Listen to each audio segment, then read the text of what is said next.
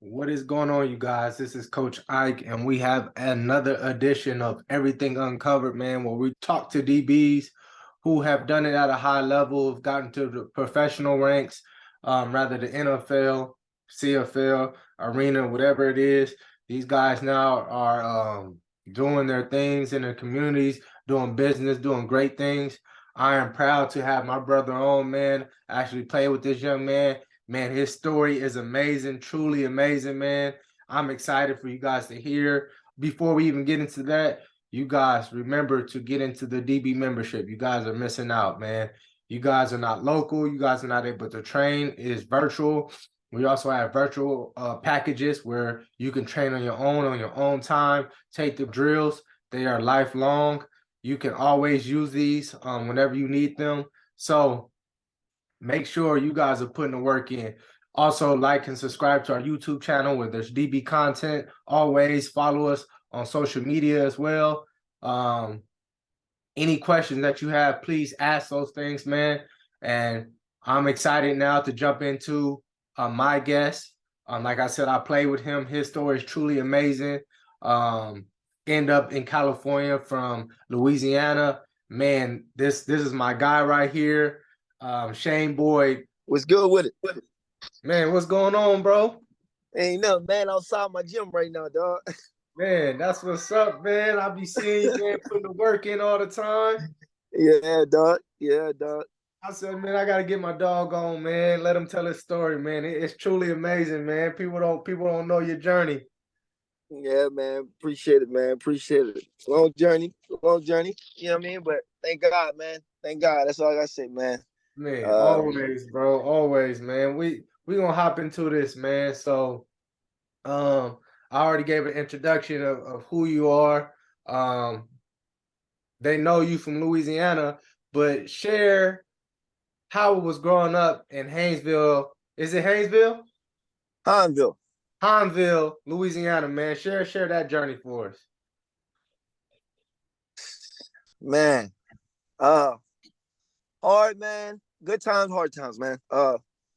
Like Pineville, Louisiana, man, St. Charles Parish, man, and like we on that outskirt of New Orleans, so most people, back home, we'll say New Orleans because we right there with the next door neighbor. So Yeah. that alone, man, like just was I lost a lot, gained a lot. You know what I mean? And growing up in Homeville, man, like it was either you're gonna pick up something in sports or the outcome is, bad things, habits around you, where you can easily want to drop out.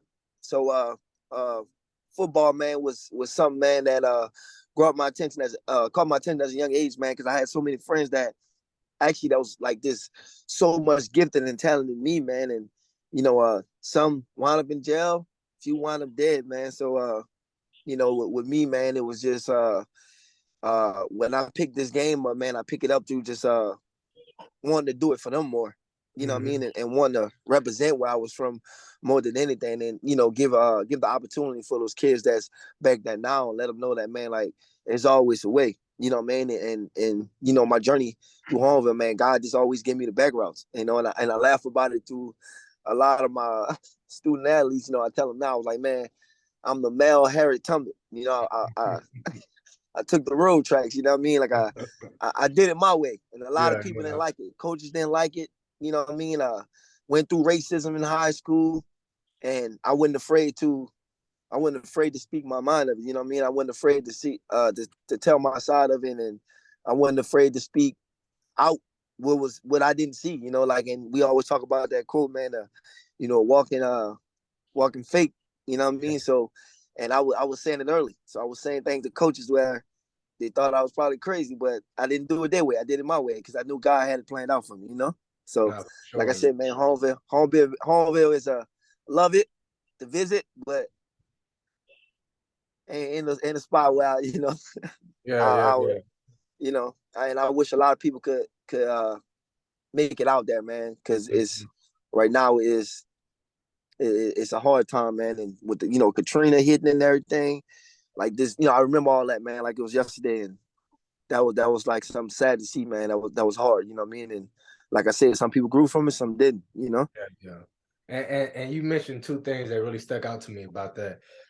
You shared how it was guys more talented or who had more ability, and I believe that's everyone that we know that we play with and who played any sports, any athletics that we know as people out there who were not fortunate or didn't have the opportunities or because things happened in their life where they wanted to took a different route and their life was just changed. And we are truly blessed. Don't Yes, sir. we can't take that for granted because in some aspects, some of those decisions could have been us as well.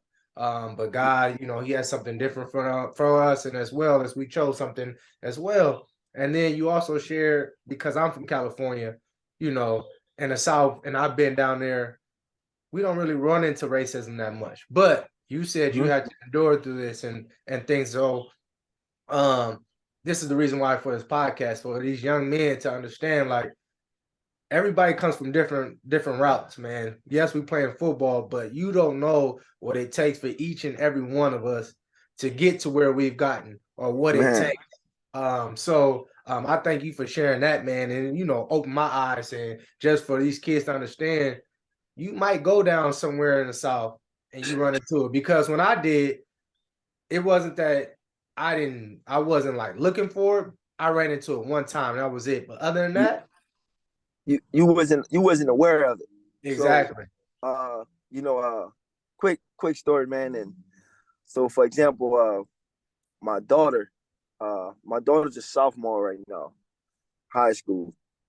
Uh this upcoming year, man, been probably the hardest year of, I'm gonna say, my life, to watch her go through she's going through, Mhm. because she was facing racism out here for the Mm, first time. She didn't, but like I'm telling you, like she wasn't around enough to yeah. recognize it, call it out. So man, the second week of school, man, she got jumped by three girls, man. And it was hard, man. It was Mhm. hard. Like I don't think I ever cried that long, like, and so much. And the reason why was more like because this kid, man, and she loved so much, man, and she would give her all. And these girls she thought was her friends, but around I coached at the school for the moment, and like I said, at that school you see a lot of the racism, but I call it how it is. But she would never see it, and what I do say is she wouldn't like she'll just think, oh, dad, you just need more protected. Yeah. You get what I mean? And it went bad, man. And even when the situation happened, still where we at now, uh, out being out here, in the desert is more Hispanic. Yeah. Yeah. And my daughter at that school was like, at the school she go to, bro, it's probably like 10 blacks. You Mhm. get what I'm saying? Yeah. And it was books they was teaching, man, like in a class where it's an English class, you take college closures, but the book will have the N word in it 60 times, where she's the only black kid in there. Wow. And they wasn't realizing how much it was affecting her. And now I'm at a point right now, like, man, like last year my daughter was like the only freshman to make it out her school to 𝐑𝐈𝐆 and 100 and 200. And Mhm. now we sitting here this year, since all this happened, man, she had caught a concussion and everything. So she's not in school right now. Track season about to start. I'm still coaching track, but I got to sit back and I got to watch my daughter heal Yeah. because Yeah. of the nonsense of not having the awareness of your situation. You got what I mean? And that's what I mean. Like in Louisiana, like I could thank God from allowing me to be in that boat at a young age. You know what I Yeah. mean? And some people may make it seem like, well, you may think everything like that. Nah, just call it how it is. I mean, that's Mhm. the world we face today. We face a world like where, man, like where God gonna bless you in a position, but we also face a world where the devil gonna try to do the same. You know what I mean? The devil will try to bless you, but the devil blessing gonna come fast and quick, and it's Mhm. gonna come with a problem towards the end. God wasn't gonna come through hard times, hardship, and healing. You know what I mean? So, and that's why I'm trying to explain to my daughter right now, like, you needed that, because those girls you thought was your friends was saying one did this to you, and Mhm. all they was gonna do is hold you down at the end. So that's the blessing in disguise for you. You know what I mean? So that's how I go, man. That you know what I mean? Like when it comes to those type of issues, Yeah, man. I'm sorry to hear that, man. Praying for your daughter and your All your, good, man. your Appreciate that. son, All good. man. Shoot. Dang, no, that's crazy, man. All good, man. Hey, all good. She gonna be good. So man, so when did you get introduced to football, man? I got introduced to football.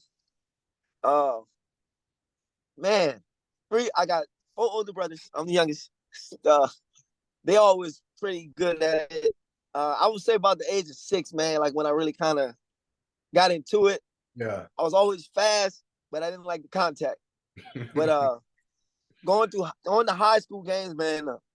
Watch my oldest brother play, and like and just back in the day, you had cassette tapes. My oldest brothers Yeah. always put in these tapes, man. And I got an eye to see a guy named Dominique Brown, who I call my uncle to this day. Hmm. Dominique Brown was like the Tall Wilson or the Deion Sanders before them in my day. You know what I mean? Because he Yeah. all I seen, and I just remember him. They saying his name all the time. Everybody talking about him. Man, he used to come around the neighborhood and take the time to talk to us, man, encourage us, man. And he was like that. He was like that hero. You know what I Yeah. mean? And that to that moment, man, like he wore number 2.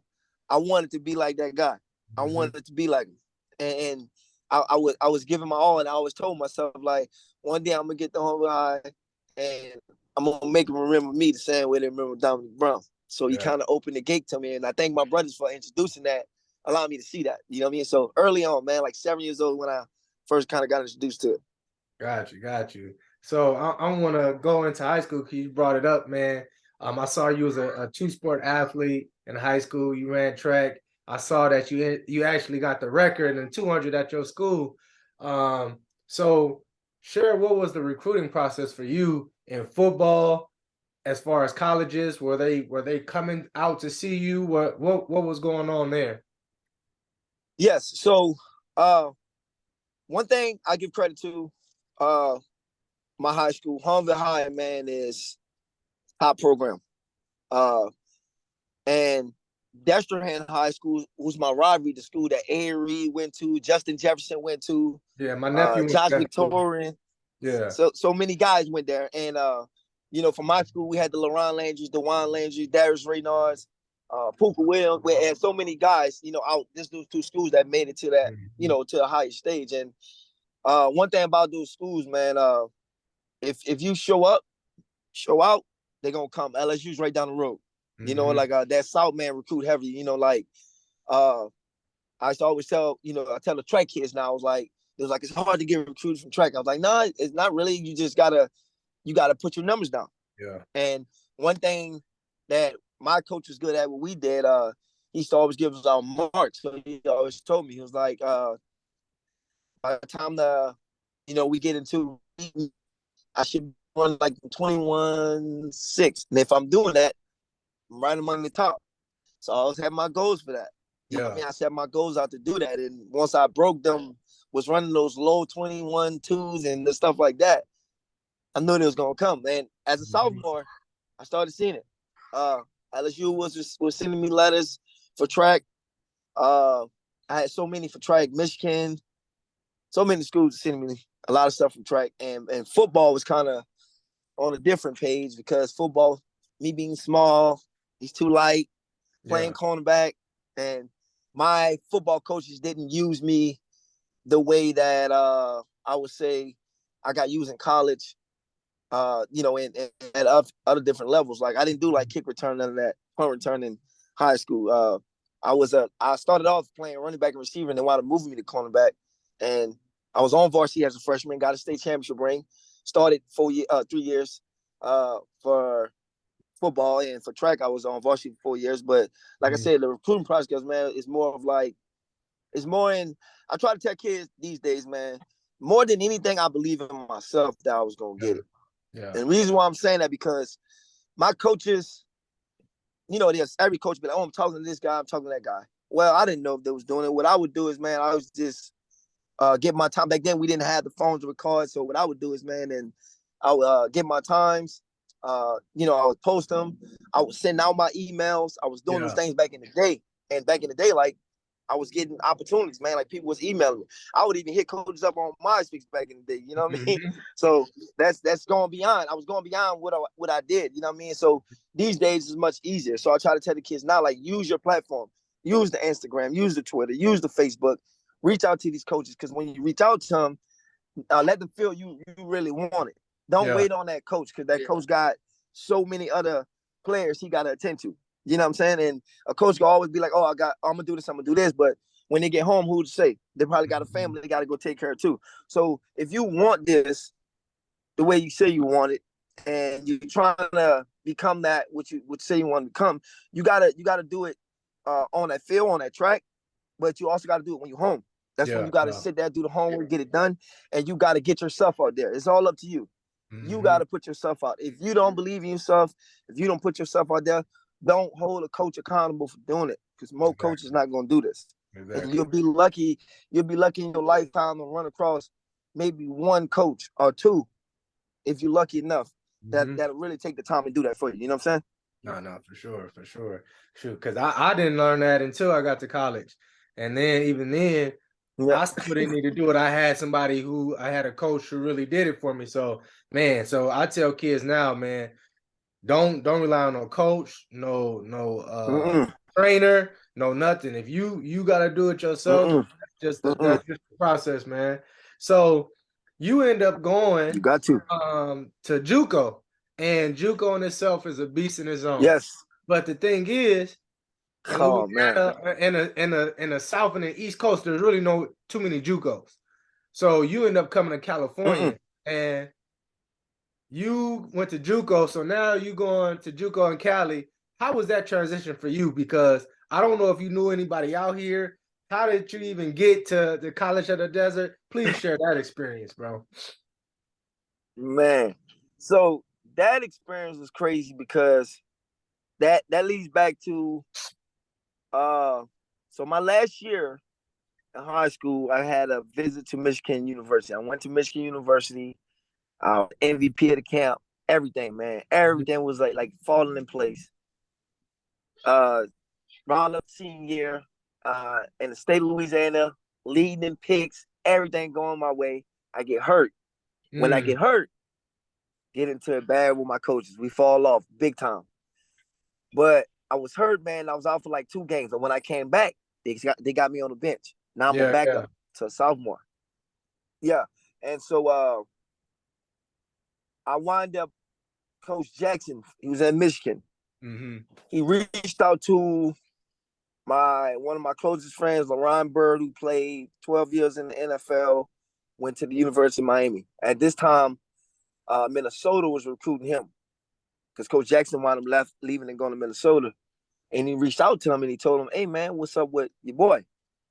And he was like, who? He was like, Shaine Boyle. He was like, man, I sent him like a letter telling him that we wanted to attend the school. He never got back at us. Now, at this point, I'm not having no school looking at me. I didn't even know no. Hello? Yeah, you broken up. I can't see your screen or anything. Hold on. Can you see me? Yeah, I can see you now. Oh, yeah. My bad. So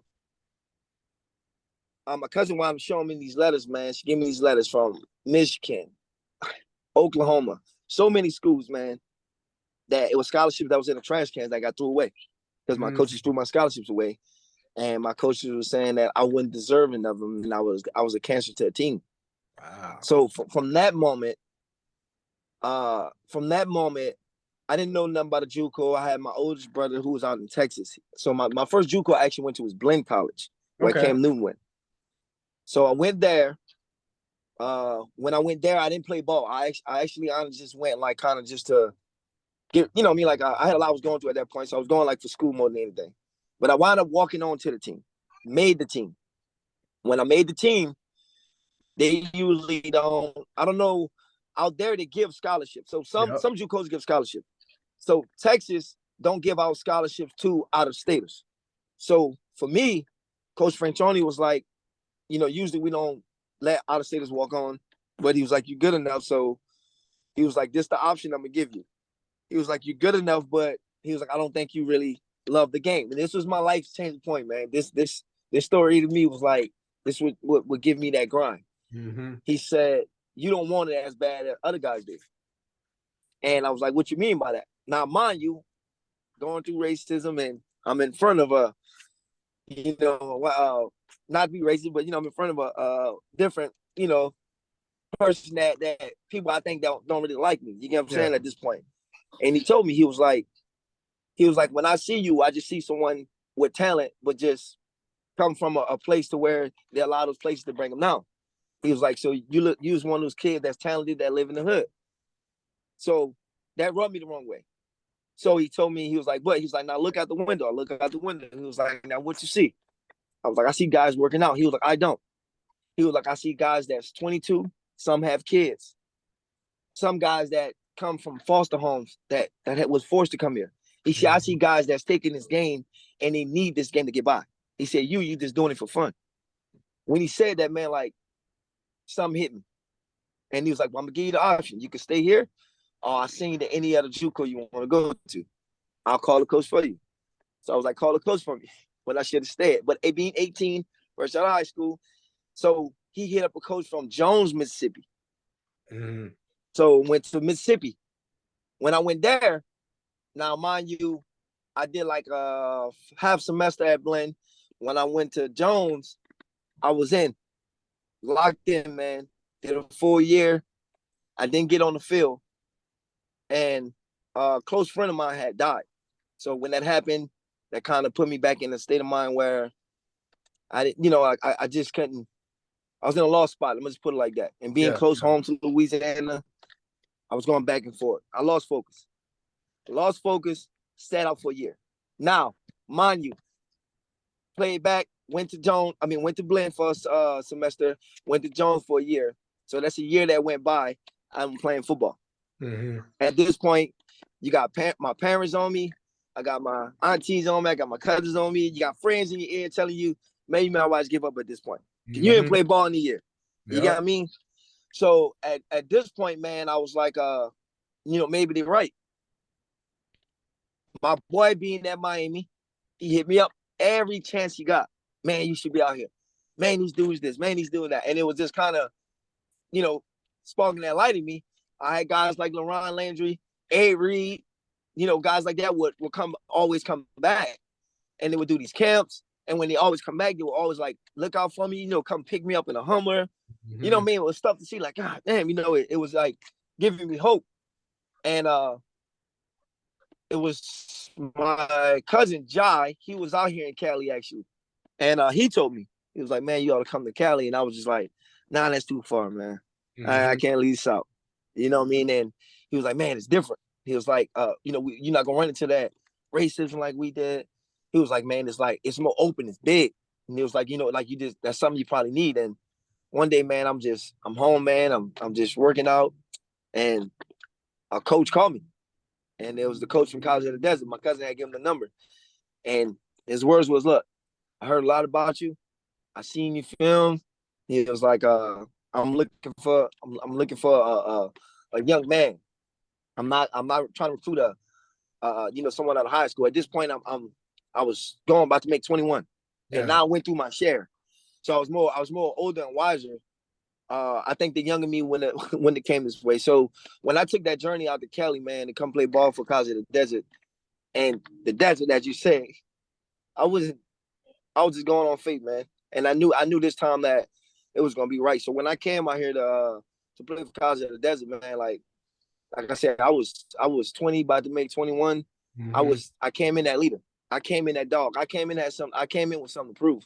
And this time I was telling myself I won't allow anyone to take what God had for me away from me, and I won't lose my focus. So coming out here to Cali, man, been a blessing to me this all around, man.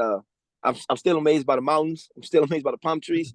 It's a fresh air, man. I felt where in the South where, the thing about the South be like, oh, a lot of black people in there. Yeah, that's true, man, but we smut each other.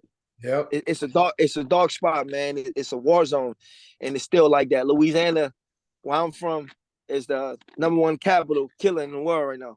You know what I mean? And these young athletes can't find a way. And so with me, I was like, California, get that to me. Nuco ball opened my life to where, like, going days, man, and this desert, man, it being 120 at times. You know what I mean? And it was times, bro, like where I can remember where we didn't have nothing to eat, dog. Nothing. but Yep. we still out there in 120 degrees working out, about to pass out. You know what I mean? And you start to notice when you're doing this, like people just like, hey, you play ball at Council Death? Yeah, you number such and such. And they would just open their arms and give you this and give you that, just because you playing for that school and like you represent it. So it opened my heart, man, and showed me that, you know, not everybody is like where I came from. And it started to like just make me out of even a better person, man. And one of my lowest, not lowest, but one of my hardest spots about JUCO, and I used to always you know, tell our people, like, man, like you come out here in JUCO, man, and it's different. Nothing actually is given to you. You're gonna have some guys that's bounce backs. It's a dog mentality. Yeah. You got me? And either you can make it out, or when you only got 2 years to prove it. You know what I mean? You got a year or two to prove it, and you got to get on your A's and B's, like, because coaches gonna come to get JUCO players, but when they come to get them, they come to get them to play. They're not coming to get them to sit down.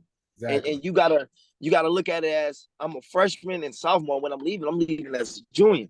I gotta be lifting weights, and I don't know about Mount Sac, but COD weight room, man, it's like a garage. You know what I mean? So it wasn't much lit. You know what I mean? Like we didn't have.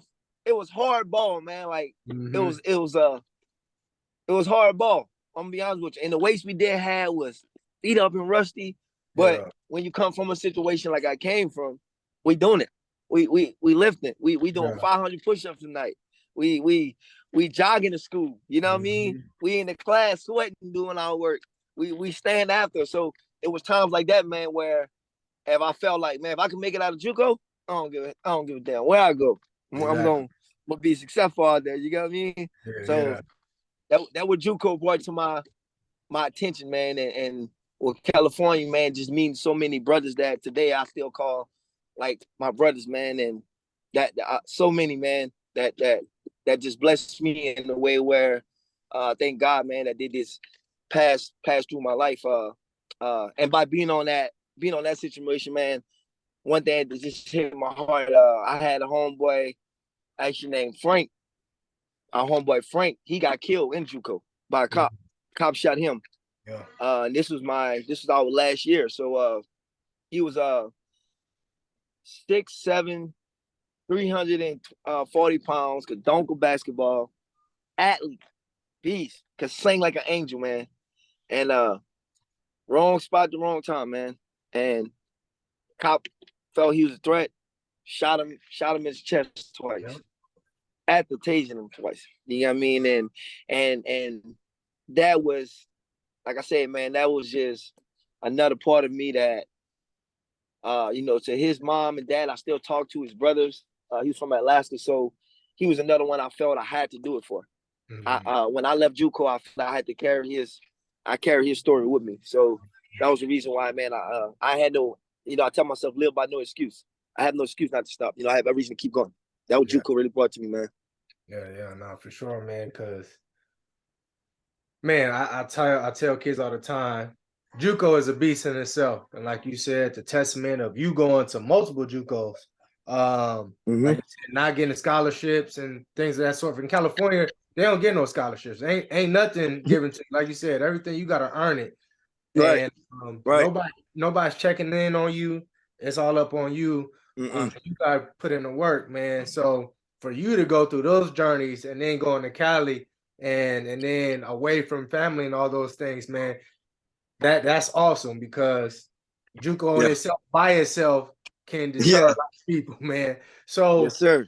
What did you learn though off the field about yourself when you came out here in California? Because when you like you said, you was in Texas, you was in Mississippi, you was kind of closer to home. You come to California though, it's like I'm by myself. What did you learn off the field about yourself? I'm different. I'm different, man. I'm different. And I had to start thinking that way. I had to start thinking I was different. And by thinking that way, I started being different. I started spotting out who not to hang with. You know, like I said, man, like I had friend like out here. Got a friend got killed. Shoot, my same cousin that told me to come out here was like my same cousin that got caught up doing something and then wound up going to jail for a few minutes. And I saved myself from everything. Yeah. My dad told me when I left, he said, "Son, you're my youngest son." He said, "Me and mom struggling to have you educate because they basically paying for it." Yeah. He said, "Now listen."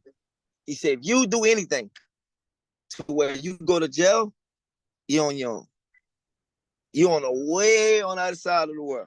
Ain't nothing I could do for you." He's like, "So when you take when you take this chance, understand that now you're a young man. Yep. Don't allow no one or anybody to stop you from getting to where you got to get at." Yeah. And his words was, "Be different." Mm-hmm. And I didn't understand it at that moment. But like I said, man, on that plane, being alone, yeah, I had my cousin out here and I know a few guys, but it was different, man. Like I had to control my temper a lot.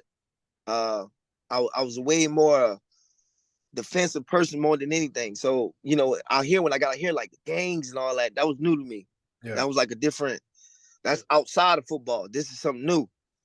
So I had to kind of humble myself and adapt, and not making it seem like, oh, when somebody say this and not take it up, man, I ain't, I had to be different, be different. Don't approach everything in a way like that. So I told myself, man, I'm gonna be different. And when I mean be different, man, this time I'm gonna walk right. I'm gonna do it. I'm gonna do it God way. And I'm gonna be a leader. I'm gonna take my story and I'm gonna lighten it on these other players, teammates around me. So I had these teammates that was 18. One I had like two that was 17. Most of them 19. And I'm talking about my story. And I noticed how they looking at me. So our weight room went big at the school. So when we had EOS, we had these gym. I'm in there at the practice. They started following behind me. They started seeing how I'm doing things. I started to get into that Bible. Sometimes they'll come over and, hey man, like, talk to me about the hard times. We read through the Bible. Or, some of them tell me to pray for them. And I started like, when that started happening to me, it just made me seem like, man, God got me here for a purpose. He got me here. It's something bigger than football. You know what I mean? So, in these streets and however we want to see it, like I wanted to have a bigger impact than what I have on the field. I wanted people to know my face off the field more than know my face on the field. Because on that field, we wear them helmets. Off that field, we don't. So that was the most important part. Nah, man, that's important what you said, like you being different. And I tell my story all the time. It was like, how were you able to navigate through getting through JUCO and then, just reaching your goals in general? And I say a vision. Because if you don't have a vision, the people perish. You fall off, the restraints, there is no discipline. And when you have that vision of that end goal, it helps simplify life for you. It tell you who to hang with and who not to hang with, where you gonna go and where you are gonna go, who you gonna date, all these things. So right. That vision kind of simplifies everything for your life. And it's awesome, like you said, man, and we're gonna bring this up later, the aspect of God and your faith and leaning on that, man, and how important that is in everybody's life, not just us as reaching our goals, but to carry on that legacy. But that's what God wants us to do, is to be a light, man. So my next question, man, because like you said, you attended College of the Desert, where you wasn't there when we played them. We played College of the Desert when I was at Mount Sac. You produced them. You produced at a high level. I saw you was first team your freshman year and sophomore year, so you balled out. Share what was the recruiting process for you, because I seen that San Jose State, Indiana, all these other schools. What was that process for you coming out of JUCO now, College of the Desert? That was love, man, because that was taken away from me in high school.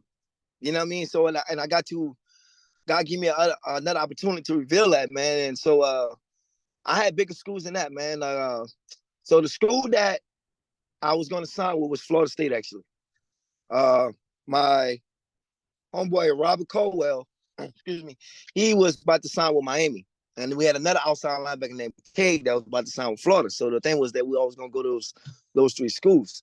But Rob wound up going to South Carolina, and Cade wound up going to Utah, where he was from. The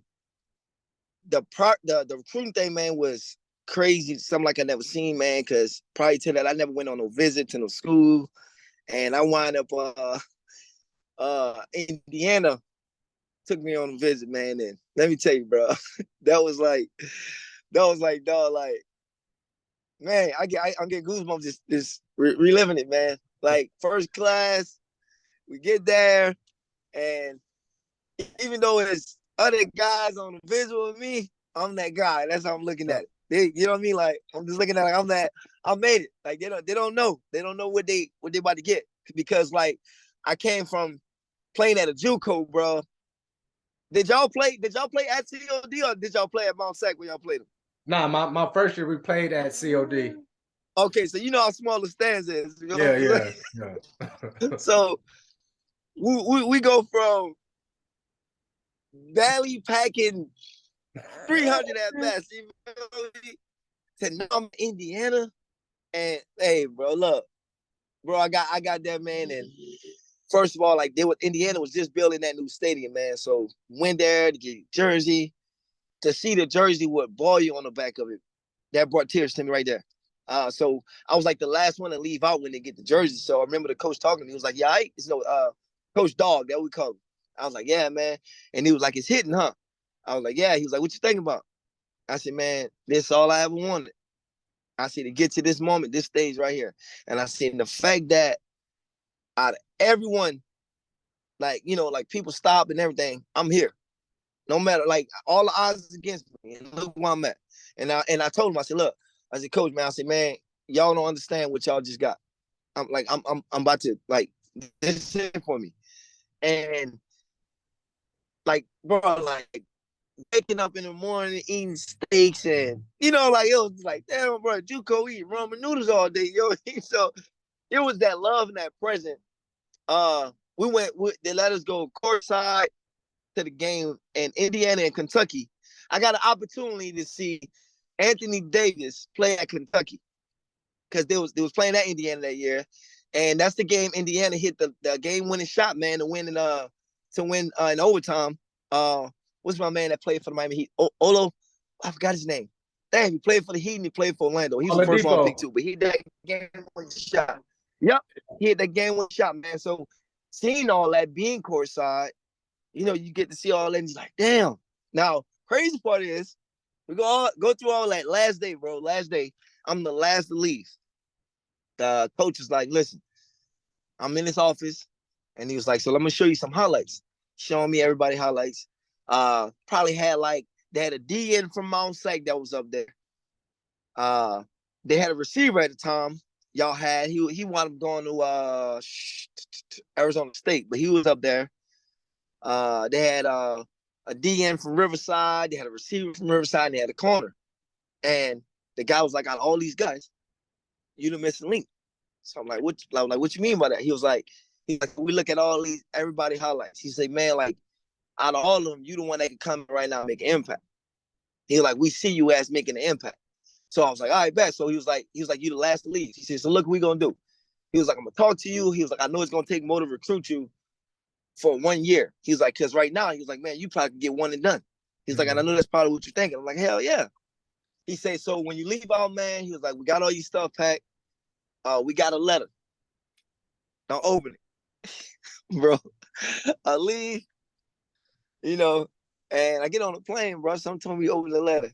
Bro, I open the letter, it's there. You know what I'm talking about? You know what I mean? So they I was put like they put money in my pocket, bro. You got me? Mm-hmm. And it was like, to me, I'm like, damn, you know, like this, you know, like it must really be, it's something about them that they see in me. Yeah. So when I came back, man, like I didn't even take that visit to Miami. I didn't take no visit nowhere else. I committed to Indiana. Now, how I wound up at Faulkner is because like I said, we go back and play back. Now the rules are different. But in our times, that clock management, I didn't know that if you don't play, your clock start. So when I was at Blinn and when I was at Jones, I never played ball. I was just going to school. But by doing a full year, my clock started. So when I went to COD, I should have done 1 year, but I did 2. And my first year, I could have left, but I didn't. I came back that second year. And by doing 2 years, when I signed Indiana, after I signed that scholarship, the NCAA called me and told me I only had 1 year left. So Indiana pulled that scholarship. So I had to go NIA. So I went to Faulkner for 1 year. Yeah, yeah. And I actually had a dude I trained and actually grew up with. We had this whole conversation. People don't understand that, man. And for those people who don't understand, what he's saying is once you enroll in school full time, so we talking about more than 12 units, you start your clock football wise. So how you don't start your clock, you have to be under 9 units. So that means you can take classes. You now you're not on the field at all, but you stay under these 9 units. This allows you not to start your clock. Now it's just going to take longer for you to get those units up. Once you hit the field, though, you need to be full time in order for you to start your clock. So they call this gray shirting most of the times for people who don't want to play football at first. You need to get under 9 units. Make sure you guys communicate this to your counselor. Let them know that you want to play sports. Because I've heard guys like, I didn't know I was going to play any sports. I thought about it, but I didn't tell anybody. I just started taking classes, and then I was like, oh, I want to play. You mess yourself up. And believe it or not, I hear this story all the time, and it's just people don't understand. You don't know what you don't know at the time, and it's unfortunate. So, man, and it sucks though, man, because you're right there, right there, bro. Yeah, man, somebody who value, and it's like I did all this work, I balled out, and now you tell me, man, I can't play, I can't go here, man. So I already know that was like, man, what? That's cry crazy. like a baby, bro. Cry like a baby.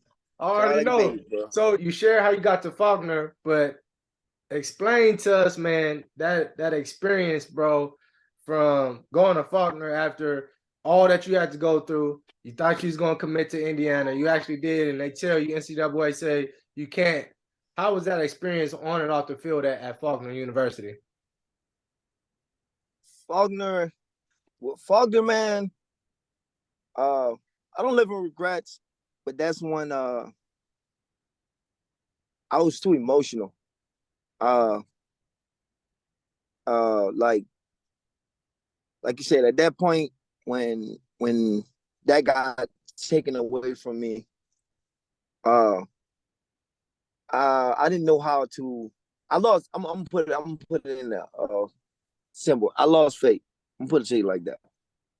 I lost faith in what I was doing, and when I committed to Faulkner, man, I committed to Faulkner, bro. Honest, true, bro. I did it just because I just wanted to get somewhere, and I'm seeing all my you being ranked. I was ranked number 11.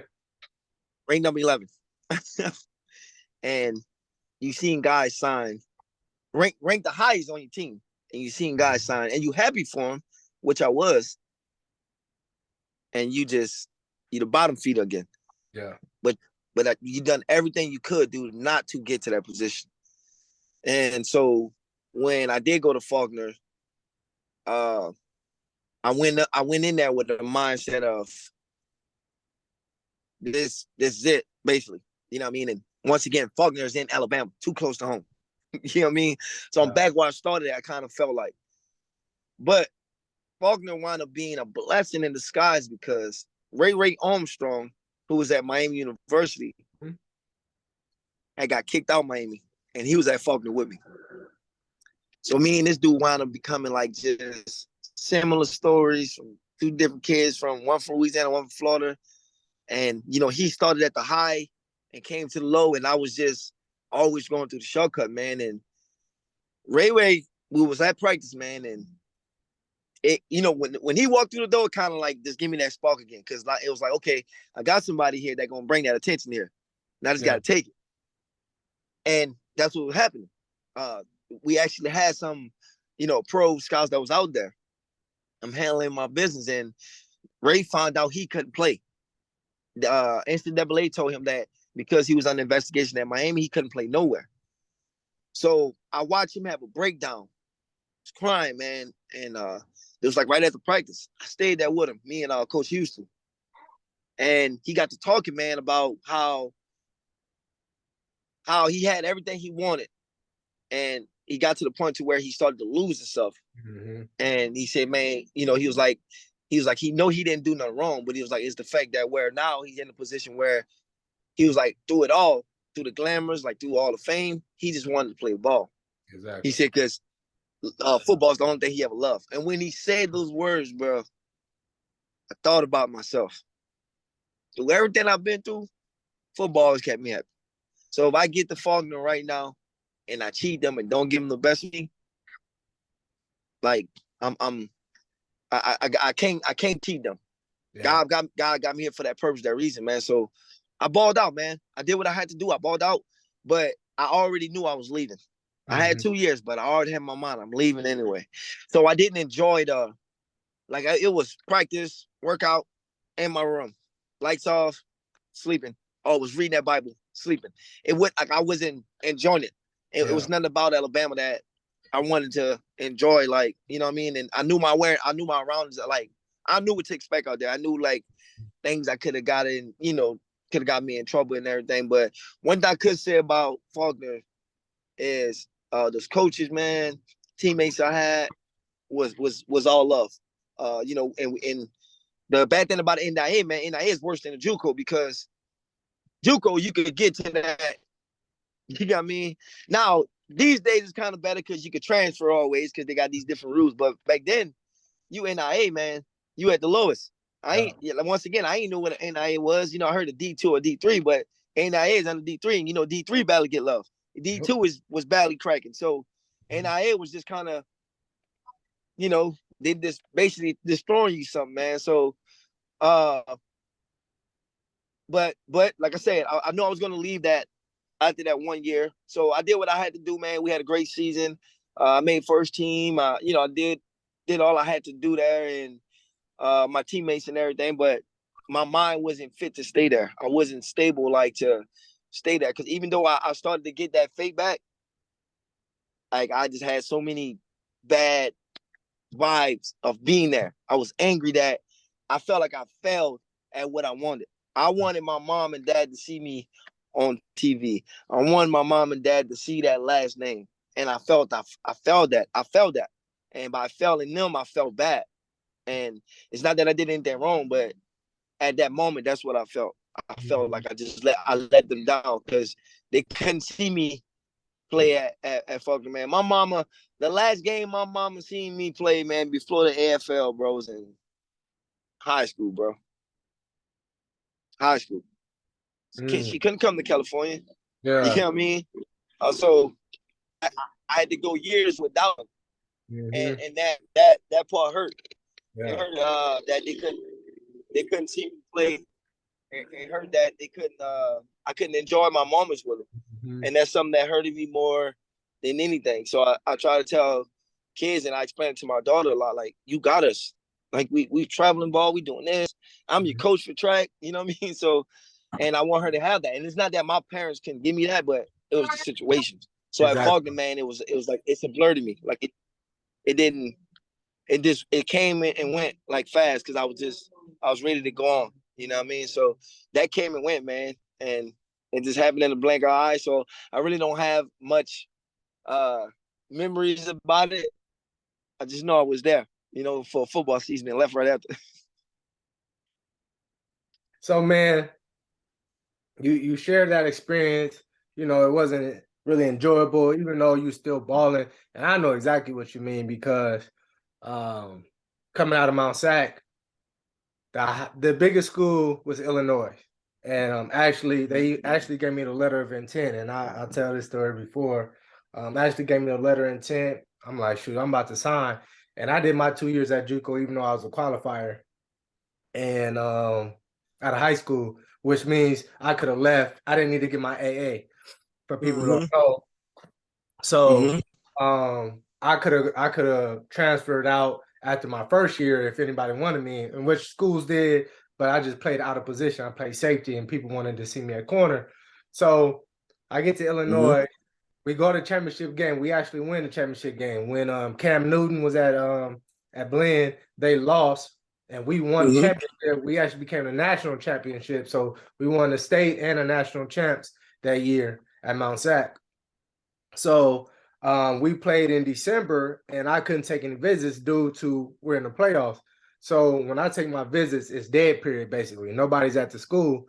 So when I do take visits, I take Illinois, I take Middle Tennessee State, and I already know I'm not going to Middle Tennessee because shoot, Illinois, man, wonderful, nice. I'm like, oh, this is Illinois just went to the Rose Bowl game. This was Hall was just leaving. They was so I'm like, man, this is no brainer. What was his name? Vernon Davis' brother. Just got drafted the year before at corner. He's a little taller than me, so I'm like, man, this is about to be it. Man, I get up there and come back. I get a call. I remember to this day. Ron Zook called me, and he was like, Arness, I'm sorry, we're not able to get you into school, blah, blah, something. If you need help, let me know. And hung up the phone. I'm just waking up. I'm like, what just happened? What? Huh? Yeah. I called him back. He didn't even answer the phone. I still ain't talked to Ron Zook to this day. So then I contact my DB coach, and he was like, man, like, you went to middle. He was like, you got these other schools, but you ain't taking no visit. And I couldn't take no visit. I had to transfer up there. And there was no point on me waiting to the summer to transfer because it was like, start. So he was like, you can go to these schools, but you won't know if you're going to like it or not. And I was like, Middle Tennessee. And it wasn't like, when I got up to Middle Tennessee, I didn't like it. I didn't like it because it was too slow. I realized I was a city dude. That's why I didn't like it. It had nothing to do with football. I love football season. But I just realized, like, bro, this ain't it, man. This ain't it at all. So I understand what you mean, like how you just felt. And eventually it was just like, man, you know what? I'm here to play football. It's a blessing. I am grateful for this opportunity. But it was just wasn't, man, it was just like, man, I knew I should be here. And I had to, once I got away from that, then everything was starting to be much better, man. So I definitely understand what you meant when you said when you got to Faulkner. And you played with my boy Trump, who I went to high school with, man. Little Trump. Yeah. Trump played I played him in JUCO too. He at Pasadena. Yeah. I played him 1 year. Fighting fast, man. Yeah. Man, Trump, man, he's gonna go in the Hall of Fame, man, in Pasadena. And people don't realize this, man. Trump, it was me, it was the quarterback. The quarterback is the tallest out of all of us, and he went to Missouri Western. Me, I was taller than Trump, and then you be like, well, Ness, you ain't tall. Trump, people who don't know, Trump is only like 5'3", 5'4", no lie. But he's taller. He's a baller, man. So man. And so man, much love to Trump, man. Michael Harrison, bro, my dog. We've been since Pop Warner, man. So you leave Faulkner, bro, and I don't know if you try to, go to the draft or whatnot. I don't know. I want to hear from your story. What happens next after you leave Faulkner?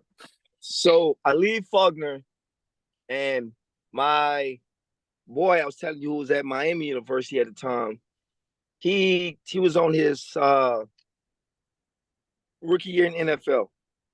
Now, I knew Patrick Peterson because I played ball with his brother in JUCO. So prior to, when I was in JUCO, I probably met Pat twice. Went up to the house, man, and Pat showed mad love.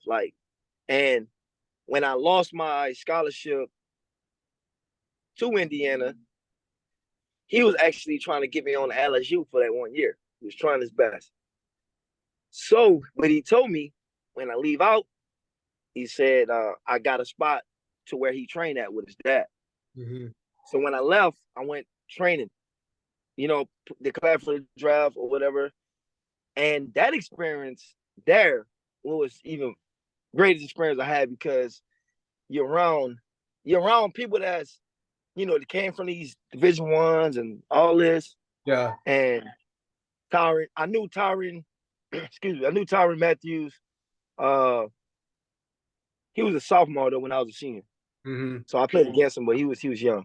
But at this point, Tyron just coming off that high horse. He's there. Yeah. Pat's there. Um, the Norris what's my man name? The Norris, he played for Michigan State. He won a DB award that year. Played at Mm-hmm. Michigan State. He was there. So we got all these guys here. And we out here, we training. Big time receivers and everything. And now it's once again, pro scouts gonna be out here, make a showcase. I balled out, bro. Balled out. Running the fastest 40, anything you name, doing it. So now Tyron is getting all the spotlight, right? All the spotlight. And it's not making me mad, but I'm like more of like, man, same thing he did, I've been doing my whole life. Mm-hmm. Whole life up to this point. Yeah. But he played at a bigger stage. And the only thing I keep thinking about, man, if I played at Indiana, I would have been doing he was doing at Indiana. That's the only thing I keep thinking about. And I was going so hard, bro, to where I kept getting reps. I pulled my hamstring, right? Now, mind you, Deion Sanders out there, dog. The GOAT is out there. Deion is out there. So I'm jamming everybody. Next couple of plays, I start playing off. Best conversation ever. Deion called me. His words was like this. Come here, son. Go over there.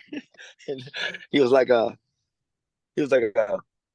man, what the hell are you doing? I was like, man, I'm playing off. Why are you playing off? I said, man, I'm trying to see something. What you need to see? He's like, man, let me tell you something. The game is played between you and that person. He was like, the way you use that sideline is not, baby.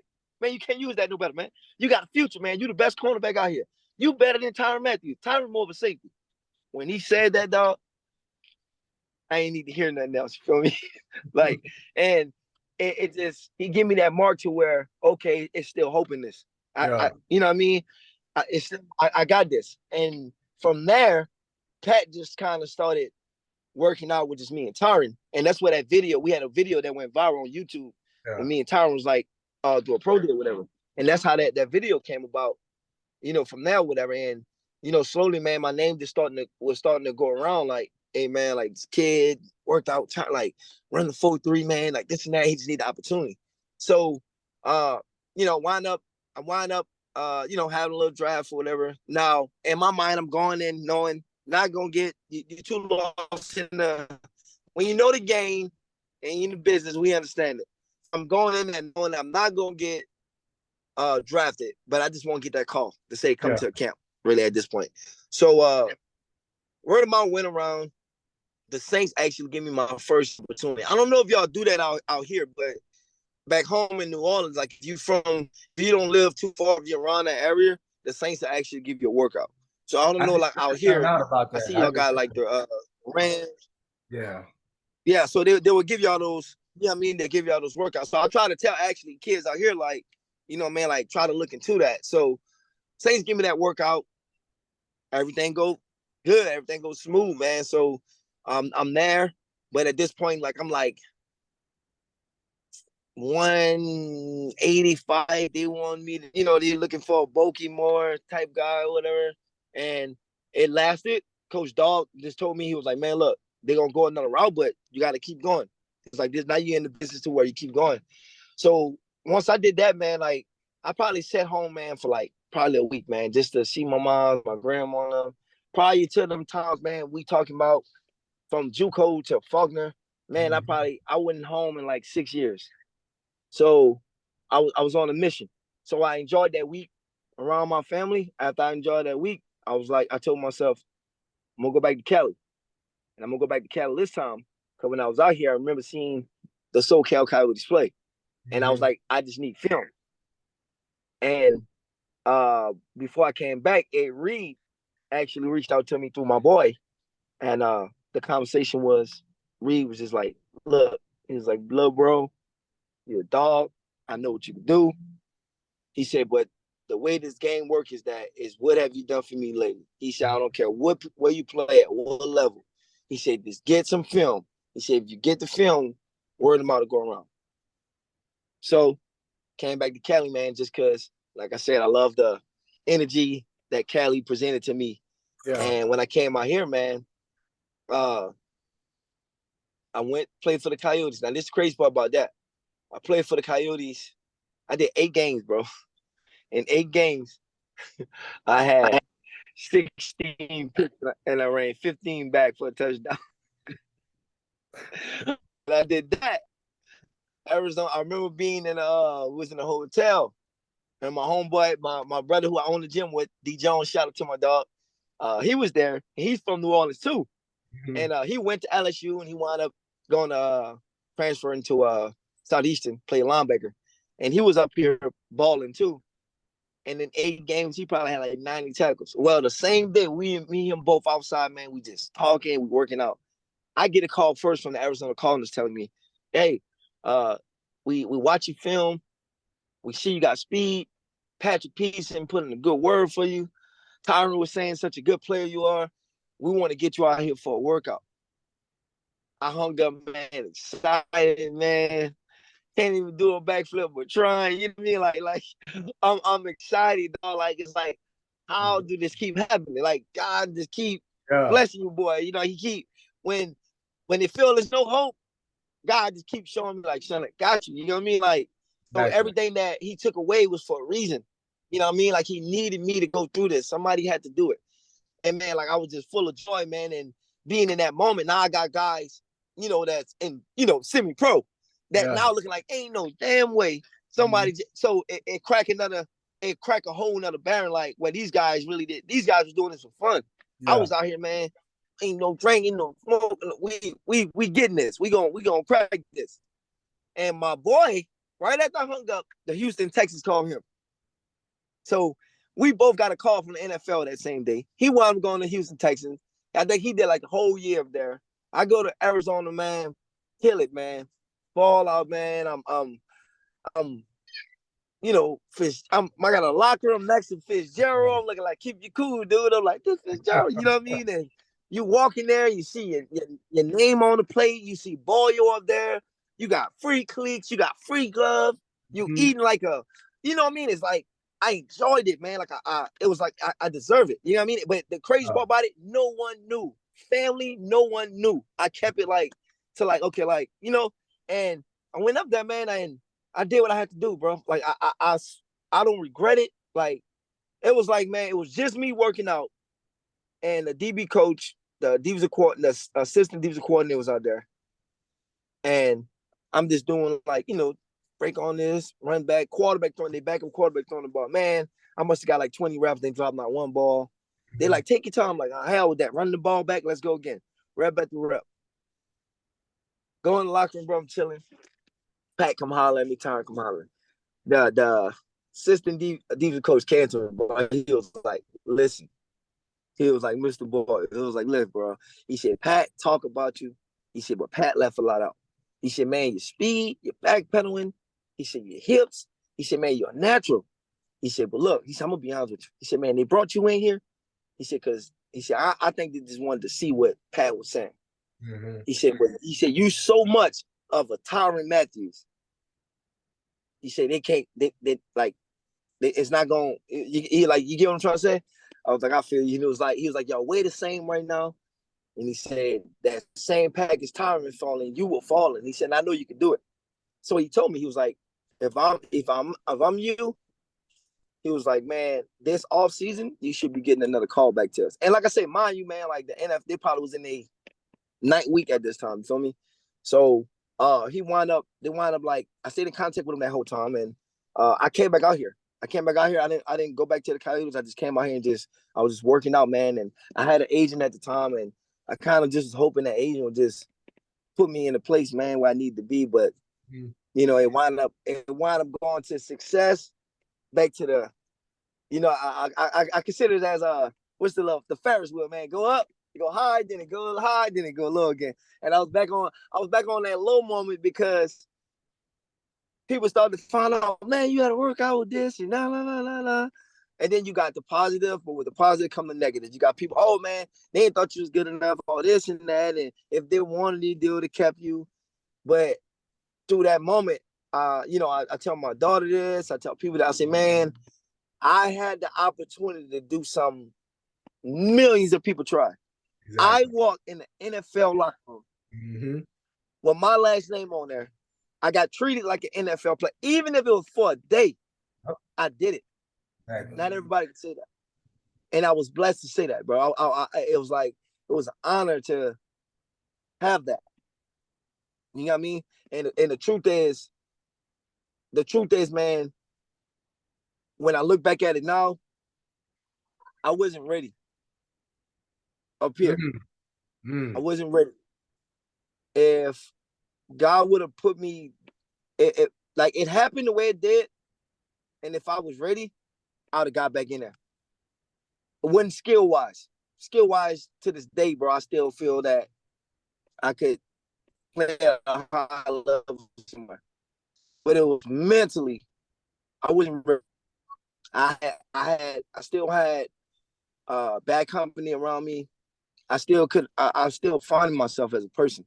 I mm. still had doubt in my mind about a lot of things about myself. So that had to happen the way it had to happen that way. Because you know what I mean? Like sometimes man, you get in that high position like that and you get lost for sure. So that was a humble experience, you know what I mean? And it was something that I get goosebumps when I think about it. You know what I mean? So Yeah. that was love right there, man. Yeah, man. For people who don't understand,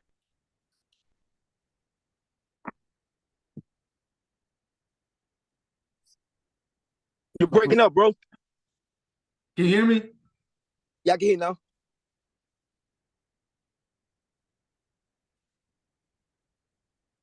The NFL to this from semi-pro. And semi-pro, for people who don't know, semi-pro is kind of big in Cali, all right? Yeah, You it have to is. pay to play. And like you said, most of them guys just want to continue to play. That's it.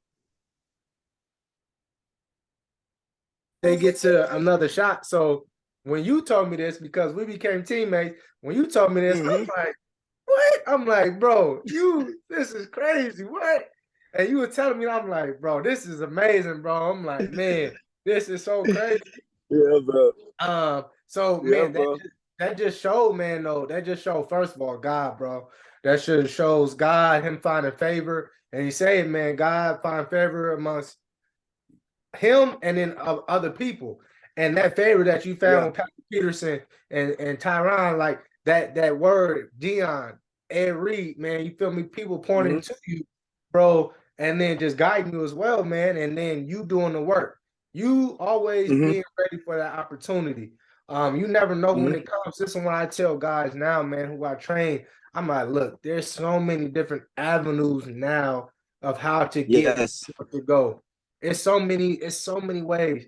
I was talking to my boy JK, Jeremy Kellen played for Arizona Rattlers. He was Yeah. talking about it. Yeah. He was like, he felt bad that he was in a arena football at first, and he was balling. But then he got to his point. He was like, why can't he's like, why can't arena be my NFL though? He was like, I'm just gonna kill it Yeah, it here. is. He's like, I'm just gonna kill it here. His It is. perspective changed, and once that changed, like he really started to enjoy it and whatnot. And he was always doing his thing, but he was like, Mm-hmm. let me just change the perspective. Let me be great on a level Mm-hmm. I'm on. So Mm-hmm. That's you it. had an opportunity to ball out, regardless what level it is. You still got to ball out. You still got to put Yeah. film Yeah. on tape. Yep. You did it, Yep. and that put you in a Yeah. situation where now you got workouts, regardless of what everybody said in the past, regardless of what you went through, all the Mm-hmm. pitfalls. Man, so that's just truly amazing. Mm-hmm. And I was like, bro, when you talk, I was like, bro, this is crazy, man. So from Faulkner Yeah, to bro. 1 year, a Saints workout, man, and then going to semi-pro to going to another workout. Like you said, it ain't too many people who's walked into a locker room, an NFL locker room. So man, that's a blessing overall, bro. Overall. Yeah. Yeah. So Yeah. after that, man, Yeah. after that, you break into the Arena League. How did you get into Arena League after that? All right. So now we looking at 2015. So how I got about to that. So I'm out here. I meet my uh what coach. It was coach trying to remember his name, bro. Coach Tucker. Coach Tucker was with the kids at the time. When I played for the Coyotes, Coach Tucker uh, was coaching Clemson something. The Tide. That's who was coaching the Tide. So when I played him, to this day, he always tell me, "I hate you, dude." Like that. So when we played them, bro, uh, they had only lost like one game, and at this point, like it's kind of like how your boy was saying, man. Like I was playing semi-pro, but I was like, it was to me like I already had it in my head, like, man, this is my NFL for now. Yeah. Because I just got off the phone, read. I'm already like, I came in with that dog mindset already. So, but it was hard to adapt because I'm playing with guys that's not as serious as me. I'm playing with guys that really don't. It's not a fan all. They don't really do the things you do, and they come out here and you see it. Some of them drinking. Well, they're not taking this serious. So when we played that team, man, it was like my first breakthrough. And it was my first breakthrough because I was playing I was playing corner. Playing corner. We won the whole game. They not throwing my way. So I told the coach, I said, man, look, put me in the nickel. And he's like, what? I was like, yeah, put me in the nickel. I said, whatever coverage you call, I'm just gonna either I'm gonna blitz or I'm gonna just freestyle. Mm-hmm. Why I'm getting a sack, or why I'm getting a pick. And this is the play of the game. They beating us, bro. They did a kick return, but they tried to let the clock run out. And they did it like it was a squid. Yeah. Bro, I got the ball, bro. I must have reverse field like 3 times and scored on me and won the game. So when that happened, he was like, bro, you something special. I'm gonna make this, I'm gonna do that, I'm gonna do this call. Now that was in 2013 when this happened. Yeah. So now we sitting in 2015. Once again, man, I'm still working out, I'm training. I know what I'm capable of. I'm praying to God that something just happened. I don't know nothing about the NFL. Yeah. Prior to this, I don't know nothing about arena football. It's new to me. So now I done sat in the crazy part. I done went to a voodoo game in New Orleans. I went there in high school, but I'm still not in the Saints. I'm not, you know what I mean? I'm not stuck on it. So when I was out here, the LA Kiss at the time was like, it was crazy because they had the show and all that. And at the time, man, I was focusing on my marriage more than anything. Me and I was just coming in closer with God, man, and I wanted to set my wife straight and all those things. And I'm home one day, man. I'm working nights at Lowe's, and I got into coaching at my JUCO, and I'm training. I just started training, and I'm home one day, and Coach Tuck called me. He's like, "Hey, man, you out here in California?" I was like, "Yes, sir." "Man, why you ain't been telling me you was out here?" I was like, "Man, I don't know." He said, "Man, look, tomorrow I need you up here in Anaheim. You go work out for the LA Kiss." I'm like, "Who's that?" I'm like, "That's semi-pro." He was like, "No, man, that's LA Kiss arena football." I'm like, "Arena football?" Like, "You don't know what arena football is?" Send me the link. Man, I must have seen that, man. And I'm like, bro, like, I'm like down there crying, tears, and I'm telling my wife, I'm like, look, I was like, look, I ain't gotta work night shift no more. Like, well, I'm about to go get this. I'm about to do this. So she was like, "What is that?" I was like, "I'm gonna show you." I was like, "They play tonight. We're gonna watch the game." Coach Tuck was like, "Listen, man, they played the Rattlers." He was like, "Bro, they gonna whoop our ass." He said, "After this game, you go get a ball." So, man, up there. I mean, me and my wife watched the game. They get the abs of like 60 to whatever, dog. So my wife like, "Man, that look hard." Like, she was like, "You used to." I'm like, "Man, look." I said, "Look," I said, "I'm gonna adapt to this." So, man, mind you, bro, my wife is pregnant. The kids brought me up there, bro. It was like the 8th week. My wife had to be due like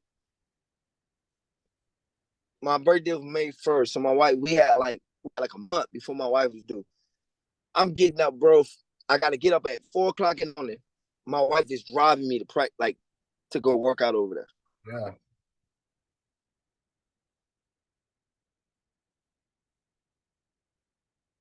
My bad.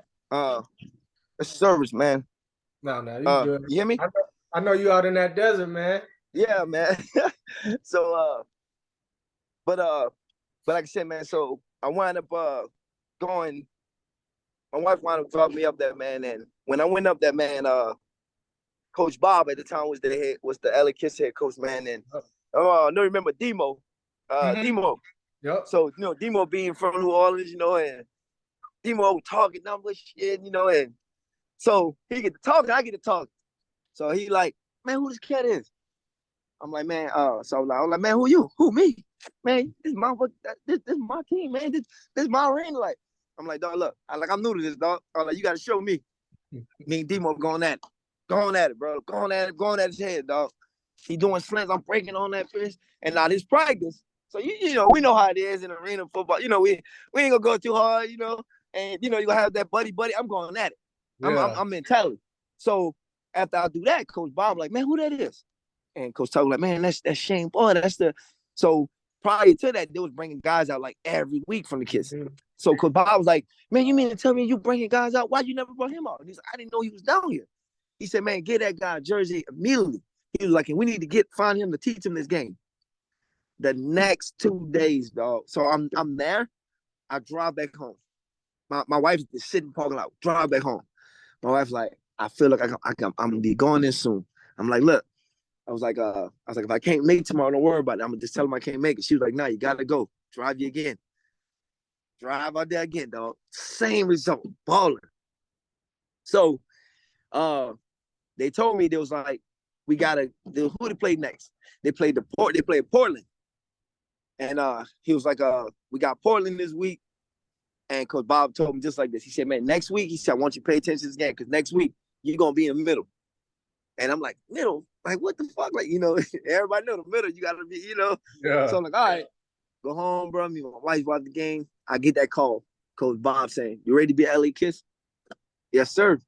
Get down there, bro. First game played in Vegas, dog. You got me? And now I get the experience. And I had the mindset, this is my NFL. This is it for me. You get me? But I had to adapt to players, and I have to adapt. I had to adapt to the game because I'm so used to outdoor. And when I started seeing them corner posts and all that other bullshit, I'm like, oh, the kids, bro, was a great experience for me, bro. And I love it there. And I thought I was gonna be there. You sound kind of muted now. Hello? Oh yeah, I guess you cover your mic. Yeah, I thought I would have been in with the kids, man, for a minute, bro, because was balling there, dog. Me and Josh, like, we and Kaiser, and we was coming something. We was becoming something in that first year, man. And within that year, man, that at the end of the season, Coach Bob got fired, and they brought the guy in from San Jose. Mm-hmm. And when they brought him in, arena football, like I tell people, it's a business. He brought his guys in. Mm-hmm. He brought them veterans in, and I came on late. You got me? So when he did that, crazy part about with him, what I never respect about him to this day, bro, was like, so I'm on the roster. He don't text me, don't call, don't say nothing. Josh hit me, and Josh was like, hey, bro, you signing back with the Kiss? And I'm like, yeah. Live out here ain't the best way. And he was like, man, because he's like, I reached out, the head coach reached out to me, talking about contract. He said, I told him this, man, I need my dog on there. I don't want to play unless I know for sure Shaine coming back. So I'm like, man, I said, I don't know why that'd be an issue anyway. Coach House, well, they ain't never reached out to me, dog. And the next thing I know, I'm on a trade block. They trade me to Cleveland. That's how I wanted to be in Cleveland. Yeah. So, and that kind of hit me to like a whole nother game, how arena football is, you get what I mean? So when I went to Cleveland, so that was 2015, I was with the Kiss. And when I went to Cleveland, that was just another, like, I was just so glad to get it from out there, man.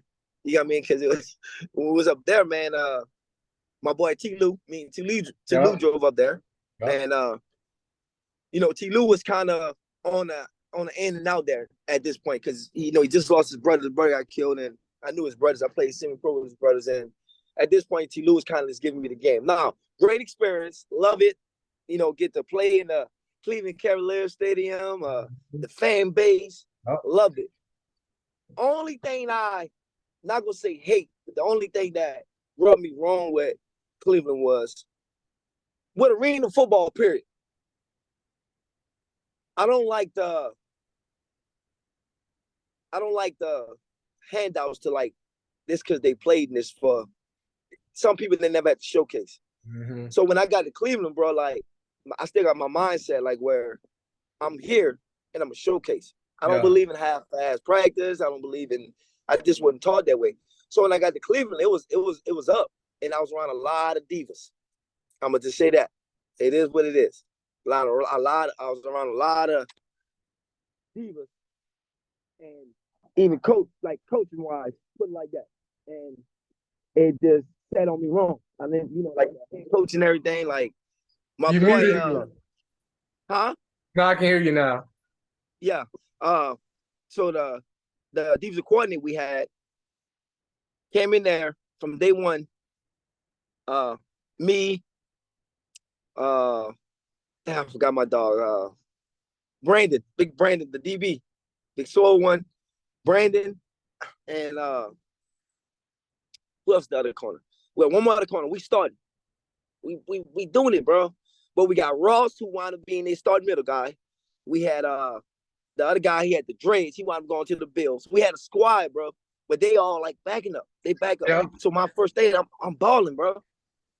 Man, Beavers, receiver, the kick returner. I know. Running his mouth, bro. So we doing like skill. And Beavers running his mouth. The other receiver, I forgot old boy's name, man. Number 17 they had. What's his name? Collins. Yeah. Collins and they had T. Lewis in there. So we doing like, they in the bunch. They in a bunch. So I'm playing a backside corner. So at this point, about me playing I'm playing first side. So they on my side. So I press. I'm pressing the line. Man, I'm doing that. I get my hands on Beavers. Move out of the way, jam, play, break up. The head coach going off on me. So we swagging all that, we clowning. Man, the next play, bro, I'm doing the same thing. Man, and Beavers going in motion, bro. He going in motion. Chief shot me right in the ear. Bam! Man. When he did that, I blacked out. And when I blacked out, from that moment, all right, practice gonna be practice now. Practice gonna be game. Beside you. Yeah. And from that moment, man, like the mindset of just I kind of felt like I wasn't welcome. It's a small team and people talk, and I kind of felt they was trying to get rid of me anyway. So I just started doing it my way.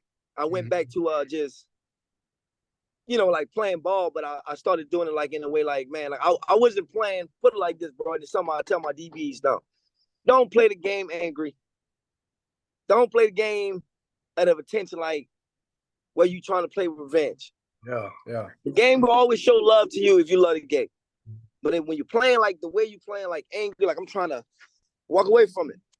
And I wasn't doing that, bro. Like I was in the mindset of defense. So we was getting ready to play the LA Kiss. Now, I start the first two games, did what I had to do.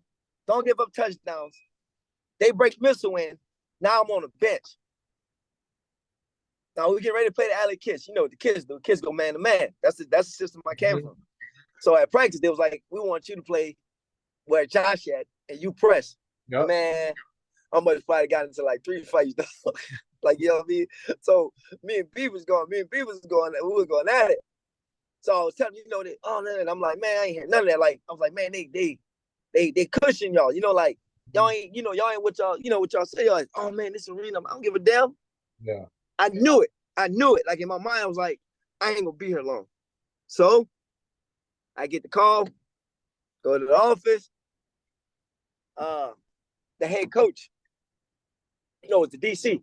So he called me in there, and he's like, well, I'm bringing you here because he was like, I think we're going to move forward from you. He was like, out of all the DBs, he was like, I don't think you got better. He was like, and you're not a bad player. You're a good, hell of a player, but you didn't get better to where we need you. So this is my words to him. I said, man, with all due respect, I said, I didn't get better. I said, but I said, I'm the only DB that played 2 games and then got benched. I said, with everybody else, get opportunities. I was like, I didn't get better. I said, man, this say I don't fit your system. I said, this say you got your guys in. I said, I get it. You want your veterans. I said, but I said, I'm not the guy for you.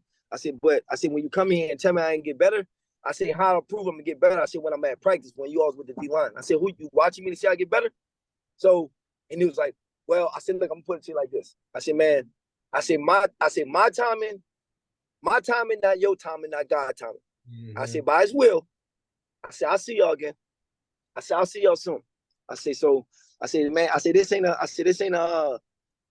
disrespect. I said, but I said, I felt this one coming. I said, but I'll see y'all soon. Out of there, dog. Went home. I'm chilling. A week later, get that call. That when I came by y'all in Portland, dog. You know what I mean? And that was the best. Man, how I wish, dog, we all could have just got together for a full year. You feel me? And just ball together, dog. Cause man, let me, while we on here, bro, let me take my time and give you your roses, dog. Cause man, you put me, bro, like you see me, bro. You see me for the man and not the player. And you them times, bro, like invite me into the room and we on that Bible, man. We talking about families and we talking about what's going on now. We were speaking that to exist, bro, how, you know, we gonna get into coaching and we gonna give back to this. And it's here, dog. We doing that. And because of you, bro, like you spoke to me, bro, in a way like where even when I was in Portland, like for a minute, bro, I was still on defense mode. But when I got around you, bro, like you was the first one out of all the DBs to really like show love. Yeah. And then I realized, damn, everybody was like that, you know, in that DB group. It was like a brotherhood for real, dog. And our record didn't show that. You get what I mean? Like we really played for one another, dog. We was losing like close games, like and my heart, bro, I was like, damn, I wish I had another opportunity with them boys, man. Like we would have been something special. Would have shook a lot of people up, man. Like so. The roses for you, man. Like for real, man. Like you one of them guys, dog. I always talk about. You know what I mean? I'm always mentioning you, dog. So big love to you, dog. Like from taking me under your wings and really like giving me the game of arena, dog. Because watching film with you and everything really slowed my mind down. It really like made me of a better player. And you know, I ain't want to get off that net at all, dog. Until you like, man, you know why I try. so I owe that to you, dog. You the reason why I got on that net, dog. You feel me? And that opened my game up to a whole nother level. You feel me? So roses to you on that, dog. That's number God, man. Like you said, man. During this process, you know, it's always we think as athletes it's competition amongst each other. And I learned this, man. It's no competition, man. The coaching, the system of football, they try to put players against each other. Man, there ain't no competition. If at each other as brothers, if we work together, man, and I want to see success for everybody, man, regardless if we play the same position or not. Man, it's gonna be times where I'm up. It's gonna be times when you up. It's gonna be times when we both together. We getting it, man. So. Man, it was like I said, bro, it was a pleasure, man. We had fun, even though, like you said, man, during that time in Portland, we had no ownership. We was really, you talking about, now I don't even like using this word because I feel like grinding is when we doing on our own. And I feel like we was grinding for real though. Yeah, we had man. no ownership. We was getting out the so man, it was special, bro. Especially playing with you, sharing that locker with you, bro. And then, bro, you start taking off once you got off that net, bro. Yeah. It changed the game for real. And then we was both back there. So, man, it was awesome to see you, bro. And I was like, bro. And then, unfortunately, like, that season ended. Portland, they shut down operations. And, you know, things in Arena League changed. But it was a blessing, man. And I thank you for sharing that story as far as the trials and tribulation of the business, because I try to share with guys now, man, they need to understand that, you know, even college is a business because now we see the money transactions now that we see with players. But any professional league, there is always a business. And if you do not see that, and I realize this as a player, and I say it all the time, I became a independent contractor. All right. Guys, basic teams want you to come in and want you to perform your services for them. And now if you have value to your name, you get to choose what's going to happen, how your contract. So when you understand the business side of it and don't take things personal, which you definitely can, because we know we was conditioned that football is all I know. It's who I am. When it wasn't, it's just part of us. So thank you for sharing that, man, because people don't understand you're going to go through the ups and downs during this business. The injuries, the mental stuff, all these things, outside of you just being as a person, man. It's stuff we deal with and that we can't share with others because we don't think they understand. No coach is like, hey, coach, I'm having a bad day. They be like, shoot, we got this game. Like, we gotta get ready for this. It's you got to keep going on. So I thank you for sharing that, man. So during this process, bro, and I know where your faith is. We talked about it. Being in that word up there. During this road of pursuing your dreams of playing football, how much of your faith did you have to lean on, man? How much did you really have to lean in? Every day, bro. Every day, dog. Like, bro, man, put it like this, bro. When we was in Portland, man, like if I wasn't chilling, talking with you, dog, or you know what I mean, bro, I was in my room, man, and DT would say the Ron Tom, remember? Yeah. So, and DT's be like, bro, I respect you so much, bro, because it was times like we were coming there and I got that Bible out, I got I had my iPad up, and I had my tablet. I'm listening to a preacher preach, and I'm writing this, I'm taking notes. I kept my faith strong, dog, because I knew it was all God will, dog. I knew it. Because if it was up to me, I was done already. Yeah. If I was dependent on myself, you get what I mean? And it goes back, man, to where, in the Bible, man, when it speaks about, like, you got to think of higher than what this world, man. Oh. You gotta think higher than what this world will give you. You know what I mean? And if no one else see that, you gotta see that.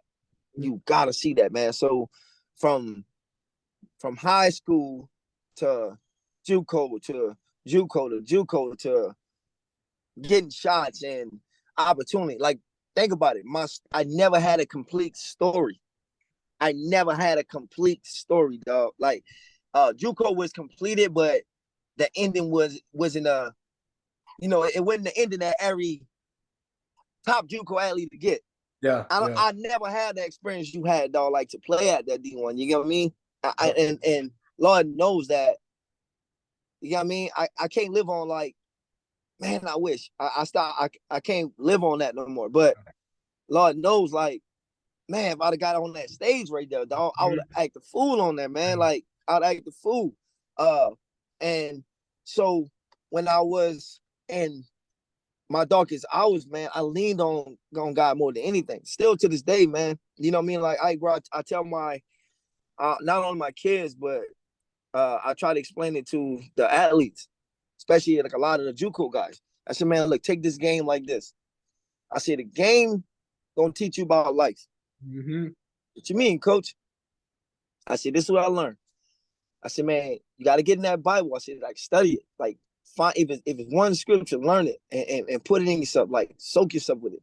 Yep. I said, this is how I look at life. I'm gonna take it as football. I said, man, football, you gonna score touchdowns.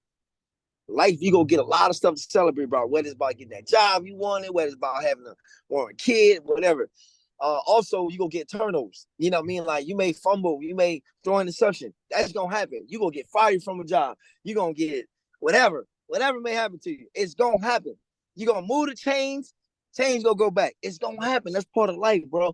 And that's what the game give us. You get what I mean? But all that coming fate, all those little things ball up in fate. You get what I mean? I always try to tell my daughter, I say it's gonna start with you're gonna start with that, having that dream, then you gotta have that drive, then you gotta have that will, and you gotta have hope. I said all that ain't number fate.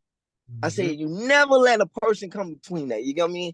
With that, man, that will allow me to be where I'm at today, man. That's all it is, man. Like God fate is the reason why this gym got open. Yeah. It's the reason why I'm able to get in front of these kids with confidence and talk to them. It's the reason why I'm not afraid to tell them my story when I used to be afraid, bro. Like probably like when we got done playing Portland, bro, if you'd hit me up and told me to tell me this, I'd be like, nah, bro, I'm good. Because I was afraid to speak of it. But I realized that, nah, man, like God took me. I'm selfish if I don't talk about it. Because God need me to talk about this. God needed your platform, and people need to hear this. Like they need to know, like, man. So it's always opportunity. Definitely, is always opportunity. Because not many people gonna get in that book and read about what Moses had to go through or Abraham had to go through. They're not gonna read their story. So, but that's what we all like play a part in that Bible in today's world. We all got part of Moses and Abraham, and we all walking in God's footsteps in the will He have for us, and whether it was in sports or anything else. But it's written out. It's to us to tell ours. You get what I mean? We got to tell that. Yep. So and that's what our platform is based on. Our platform is based on God giving us opportunity to live out something and understanding that, look, yeah, you want it, it's not gonna come easy. That Bible talk about that. It's not gonna come easy. But it's gonna come. It shall be done if you believe in it. You know what I'm saying? So when you believe in it, man, like sky's the limit. And so with me and you, man, like to reach at the levels we did, it was God, man. It was God. And some people won't never get on that platform and use it that way. But you know what, man? Like how this world is now, I think most athletes need that. Most people just need that. They need to start knowing, man, like you got to put God first in what you're doing. You put God first and have God guide you, man, it gonna be good, bro. I'm telling you, man, I used to drive up with Ernesto, the kicker we had. Yeah. And Ernesto, he used to go an hour early before games, man. I used to go on there, kick me the ball. And as I'm in the arena, I swear I'm in the arena. And I started doing this often. I walk around on that turf. I'll talk to God. And as I'm talking to God, I just started like talking to my friends. Yeah. And I'm telling them, it's no longer I wish you was here. It was we here. Yep. We made it. Yep. You got the best seat in the house. Let's go. God, right now. And as I'm walking, I'm like, God, right now, take the wheel. Any ball I touch, I get my hands on. Put me in position to make a play. Allow me to see cutbacks I normally wouldn't see. Yep. Allow me to do them. Put me in position. Give me strength and energy right now. Whatever it takes right now. Be the warrior I need to be for the game. Every time, bro. So when people be like, man, why you so excited and energized? That's why. And I'm still like that, bro. I'm the same person, like how I played, I coach like that. So when kids be like, man, Coach Boyle, man, if they up there on track season right now, fastest kid, no lie, dog, named Jacob, he out here. And he won 100 to 200. This 2 weeks ago, he run his mouth. Now he come to my gym, I train him. Yeah. So, I'm getting to talking to him. And I was like, look, Jacob, I was like, I ain't give you everything. He was like, you give me enough to know. I said, nah, bro. I see some things I can't give you. I said, this guy talent. So he was like, what's that? I said, man, you ain't me. I said, cause at 34, I could take you. Yeah. You can't take me. I said, but it's just the principle of me saying it. I said, I know I can do it. Yeah, okay, line up. Hey, put the brakes on him. He was like, Coach. I said, no. I said, that's the difference between I say fate. I say faith and like just knowing sometimes. And he was like, what you mean? I said, well, me, man. I said, man, I don't know what it always been, man. I said, I got that lion in me, dog. I said, it's not a day go by where my courage ain't high. Yeah. I know. I said, if I say I'm gonna do it, I'm gonna do it. Yeah. I say that's the difference. And I say, so when you become a great athlete, I said, put your mind to it and don't let no one tell you can't do it. I say, so still at my age right now, I'm still gonna tell y'all, I'm always be that dog. I said, you know why? I said, because I'm still moving the same way I did before. And that's with God, that's with faith, that's with that hope, that's that drive, that's the will to get up every morning, man. Not only provide for my kids and my wife, but like to be an impact to like this community and to be an impact, bro, like to be here on your platform and talk about this. about how great God is and about how he's still moving in even better ways that he did when we were even playing football. You get what I mean? And that's the beauty about what we're doing, bro. No, you hit it right on the head, bro.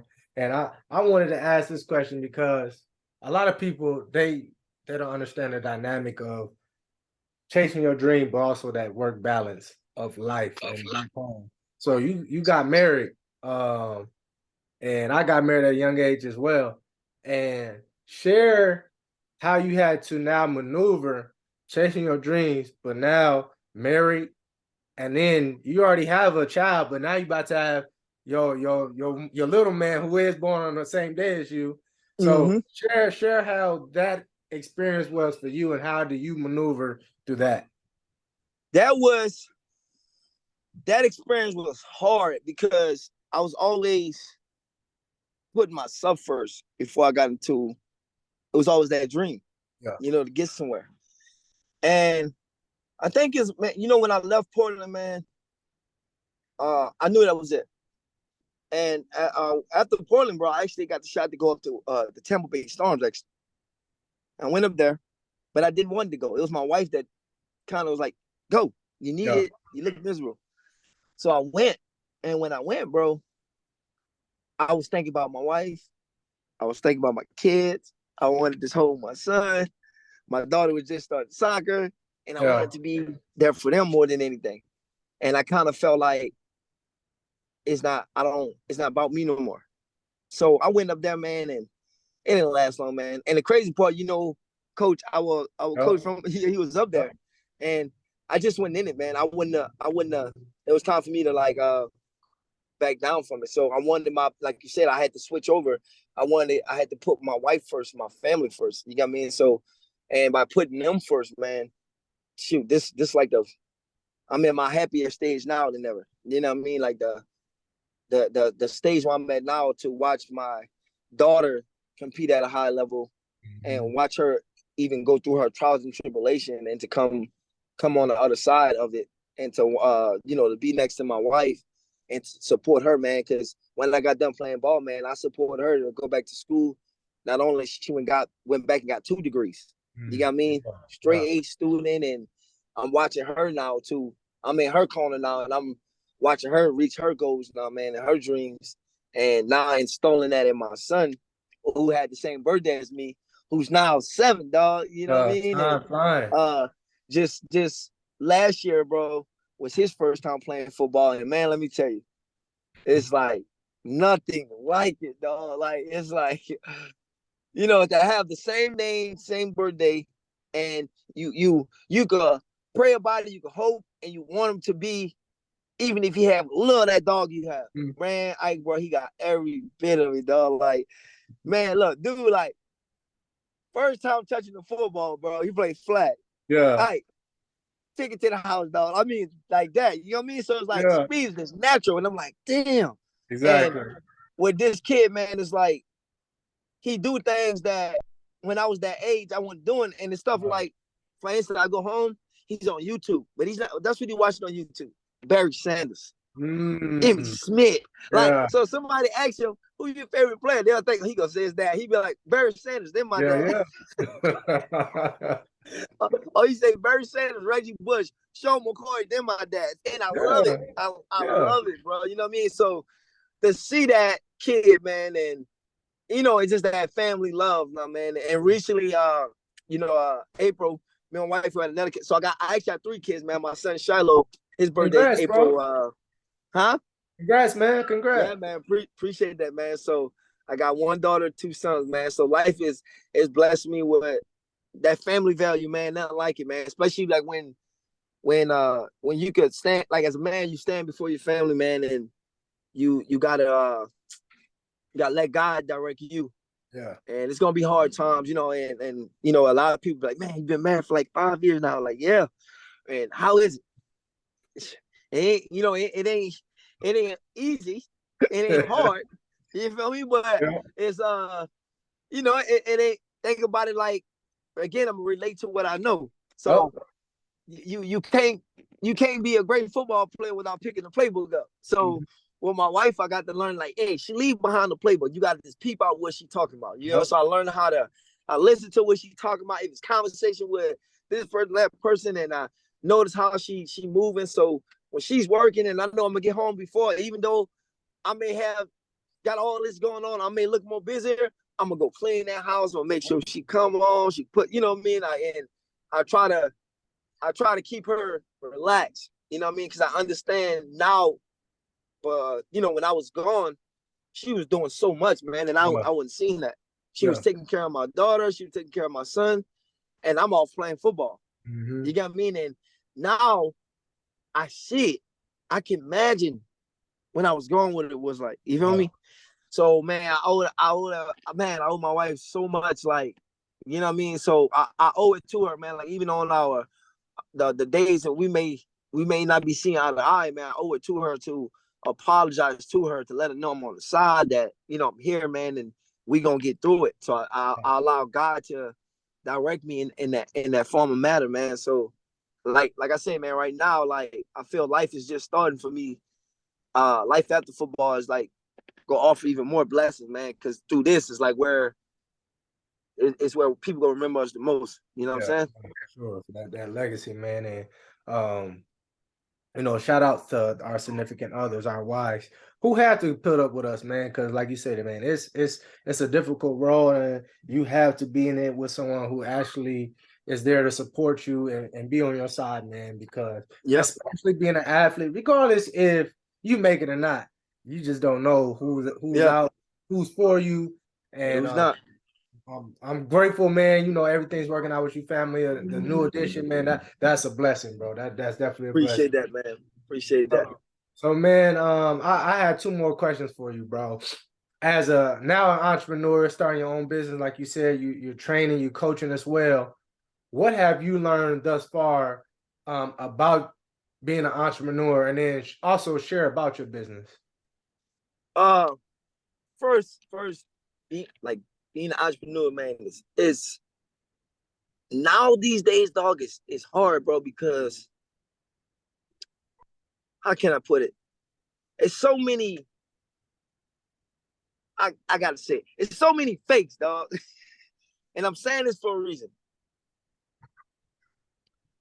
And I'm a person out here in this valley, man. And the reason why a lot of people respect me, you know, the kids and coaches, because I give them the truth. And the truth is, man, like we got our gym. Business is great. Business is love, man. Me and my brother do a great job, you know, and we both had experience playing, you know, at a high level. We both had similar stories, man. Like it's crazy how we even met to to open this gym together. Uh, and we what we doing like for these kids, man, is bigger than football. Yeah. We turning uh you know young like the boys into young men, the girls to young ladies. It's conversations we have with them and teaching them. You know, they come in here and going through school straight A's or this and that and not getting a scholarship. And that's when we go and we talk to them about, look, it's that will. And it's a lot of coaches that's on this high school level, especially in this desert, that's behind that coaching thing and just getting a stipend and don't have love for these kids Yeah. and not teaching these kids the ins and out, not caring for them. They don't love. They ain't there to get a check. They're not there to get these kids in school. And Mhm. my passion, man, is like I'll go beyond for a kid. If I like, you know, I send out emails for these kids. I'm doing any and everything. It's times like where, man, like as I knew, I feel like it's times like where sometimes it's okay. Like for example, uh, working. I do construction, bro. So I do construction. Yeah. Got the gym. I coach high school right now, track. I also train like this soccer group. It's like a big soccer group out here, like called the Spartans or whatever. And the top some of the top soccer athletes from the youth of 6, 7, 8, 9, 10, 11, all the way into 18. And Okay. I'm training them all. Yeah. And I get to be in front of them. And times when I'm with them, like I would leave, bro, from here, go home. I have like an hour to be around my kids. My wife may be at work. go to soccer practice. I mean, track practice, right? The track practice, I got to go to this soccer thing. I don't get home like 9, 10 o'clock sometimes. Mm-hmm. I'm tired, but the journey, to see the smile on the kids' faces, Yeah. the way the kids come to me and talking to me where they're not going to talk to these other coaches because they trusting in me. I got kids now that's running track in college. Yeah. That's calling me and like, coach, man, what you said was so right. And I'm glad I learned that with you. You know, kids that's we got one of our homeboys we train. I trained him. I got to know him like 2 years ago. Shit, he playing with the 49ers right now. Taylor, you know what I mean? And it's an honor to see, to Yeah. be a part of it. You know what I mean? And so when you start something, like I tell my brother, like empowerment, man, we got that name. I was home one day, like, man, and my homeboy had a gym before me. And you know, I was helping him out at first. But I had a vision of, I don't want to do what he doing. I want to go bigger. I want to Yeah. have a gym that sooner or later, like, we go get bigger and bigger. And sooner or later, it'll get so damn big to where it's going to be like a school out here. I'm going to run all these little fake schools around here. I'm gonna really like, I'm going to show them like how to really do this. Mm-hmm. And I'm home one day, bro. I'm asleep in the middle of my sleep, bro. I woke up coughing, like, feel like I'm about to die. Like, Yeah. the word, and I prayed before I laid down. I asked God to send me a word, send me a name. The word empowerment pop up. I looked it up, see what it means. Mm-hmm. You get what I mean? To empower others. Yeah. So we named the gym Empowerment SSA. So this the name alone is just a move. You get what I mean? We taking on challenges. We want the kid that they said, oh, you're not talented, or she not talented, or it's a waste of time. By the time they leave out of here, that anointing gonna be over them. You feel me? Like they gonna feel a different movement about this stuff. You know what I mean? So that's the beauty about when you could go out here and you could do something that you want to do. You ain't gotta set it's sky's the limit. You ain't gotta have nobody telling you this how to run this and run that. Cause like you know, when I'm coaching sometime, especially like when I was like coaching at JUCO, I sit back and it's same thing I went through in JUCO. Some coaches gonna care, some coaches not gonna care. You know what I mean? It's hard to see these young men going through that. Me knowing they struggling. Yeah. You know, man, and sometimes only thing you could do is kind of, you could watch them go through it, and you could give them the word, and you could like give them a little here and there, but you hope they stick with it. Some of them don't, some of them do. You know what I mean? And unfortunately for me, I seen a lot fall off more than I seen a lot stick with it. You get what I mean? So this platform that me and my brother started, man, we trying to build this platform to where we start getting more results of a lot of them going forward than a lot of them quit. So that's why this facility is more involved. We call it more of a facility than a gym because we ain't body lifting. You feel me? We putting in work for the you won't get it. This is what you come at for. You know what I'm saying? And you speaking it into existence as well, man. Shoot, what happened in the future? Don't pigeonhole yourself. Man. Your words got power. It says power in the tongue. So we already know, man. And I'm awesome, man. I'm glad to hear that, bro. I'm ecstatic, man. I already know, man. It's all about the kids. We talked about it prior to the impact that we was gonna do after all of this was done, man. Yeah, I'm glad to see it, bro. It coming to fruition, and I already know it's gonna continue to shoot up, bro. And all the respect and love to you and your family and your business partners and everything. Likewise, bro. Man. Likewise to you, man. So, man, my last question for you, because you did mention you coaching the high school and then you did coach in JUCO. Being that you was in JUCO and now that this transfer portal has changed as far as a coach, as far as coaches now, like I was this past year I coached high school football, and it's just I saw a little shift as far as kids who should have been getting recruited, they weren't because of how everything has changed as far as the transfer portal and things of that sort. How did you see it from your lens being a JUCO coach? Because high school is different from being a JUCO. How did you see it change the transfer portal? How did it impact what just happened this past 2 years? It impact, bro. But honestly, you got a lot of JUCO kids that feel. You got a lot of JUCO kids that feel also that it impact them because they ain't gonna get looks at them also. But the truth is, man, I think all this happening, it opened up opportunities for more. I'm gonna tell you, like for junior college players in high school. This is why. Think about this. Now you got to just be. That's what I say. These kids got way more opportunity than we have. These kids is just lazy, dog. I'm gonna just flat out say it. And this is why I'm gonna say this. So I coached that. This will be my 7th year going to track at high school. This is my first year at this high school. I just transferred. I was 6 years at Shadow Hills. I also did 5 years coaching football there, and I also did 3 years in JUCO. So now in the JUCO, I'm still involved with them. For example, I got JUCO kids right now. We got a kid named Kevin. Kevin a dog. Kevin made first team 2 years in a row. Kevin about 6'2", 225. Anquan Bolden 2.0. Straight up. You see the film, that's what you think about. If he blocking you, he laying you out as a receiver. That's how he coming. Yeah. Like, if he's catching it, you better have an arm on to hit him. That's how he's coming, bro. Like, nasty like that. Strong hands, go across the middle, everything. Now, I'm telling him, I'm like, Kevin, make sure that AA is this and that. But by him being in this desert, it's from here, moving slow. He ain't taking it like he's taking it serious, but he's doing everything at the last minute. Why he did it at the last minute? Now doing it at the last minute, now he graduated. But think about it. These kids transferring, and these kids already, the kids that already transferred, they already started classes. They're already ahead of you. Now what's left? Now you got to take, only thing you can do is you can wait for the summer and go late how you was talking about.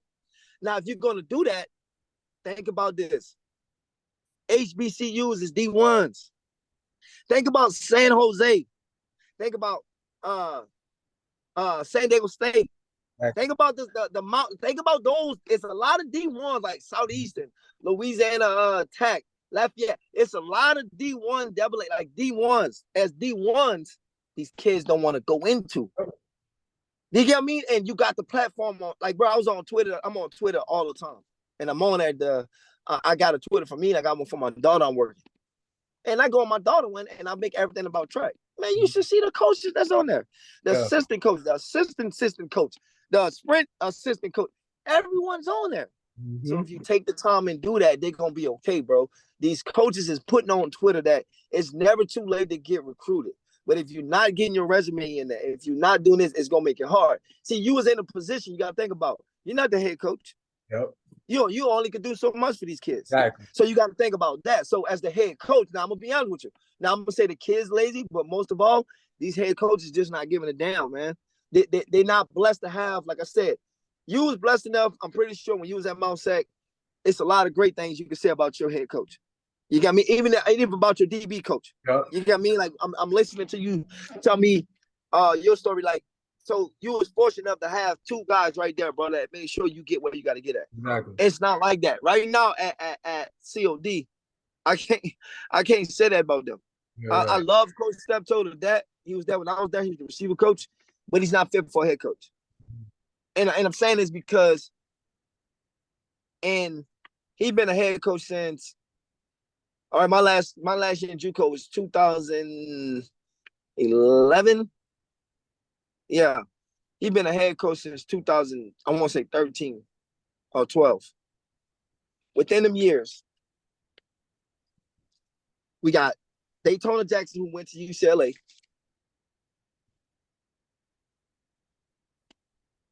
And after that, it's like, it's, oh, I didn't know that guy went there. Oh, I didn't know that, because you're not helping them. Exactly. That don't fall on the kid. That fall on the head coach, man. You know what I mean?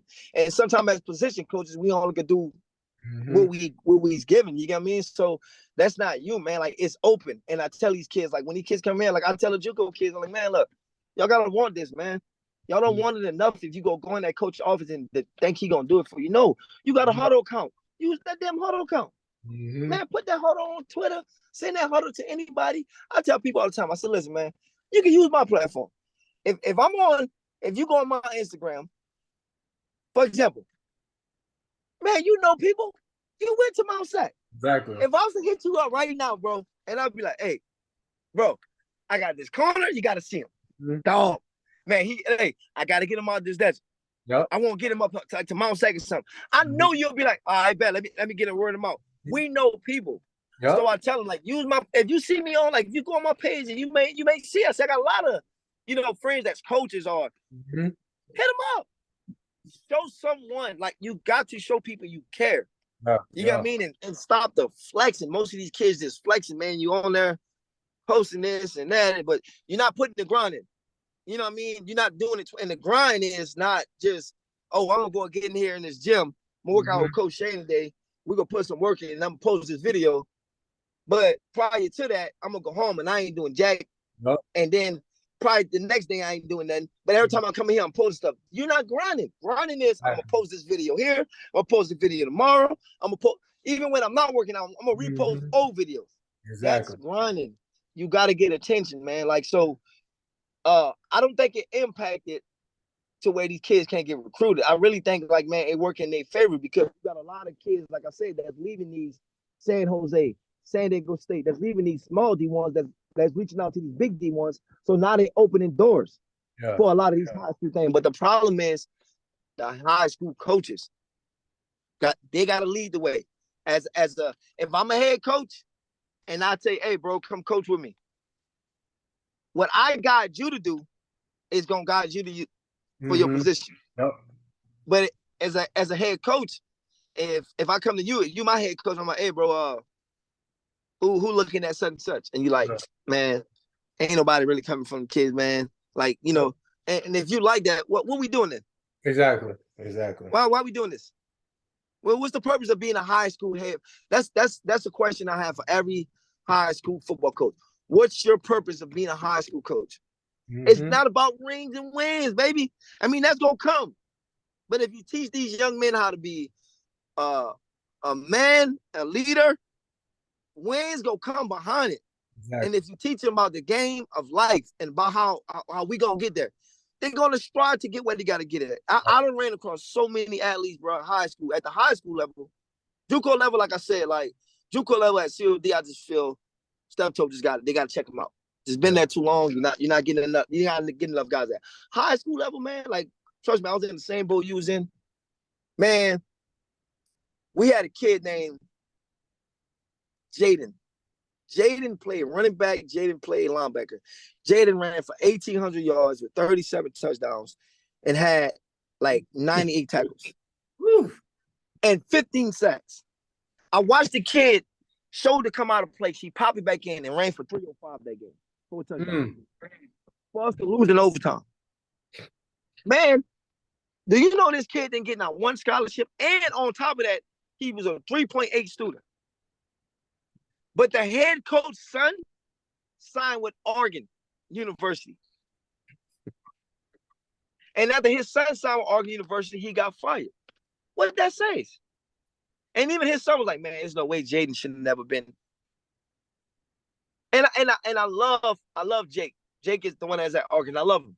He's a humble kid. But when a kid speak of that, and this other kid could look back and be like, man, I ain't get nothing. You know what this kid did? So I started telling this kid about JUCO.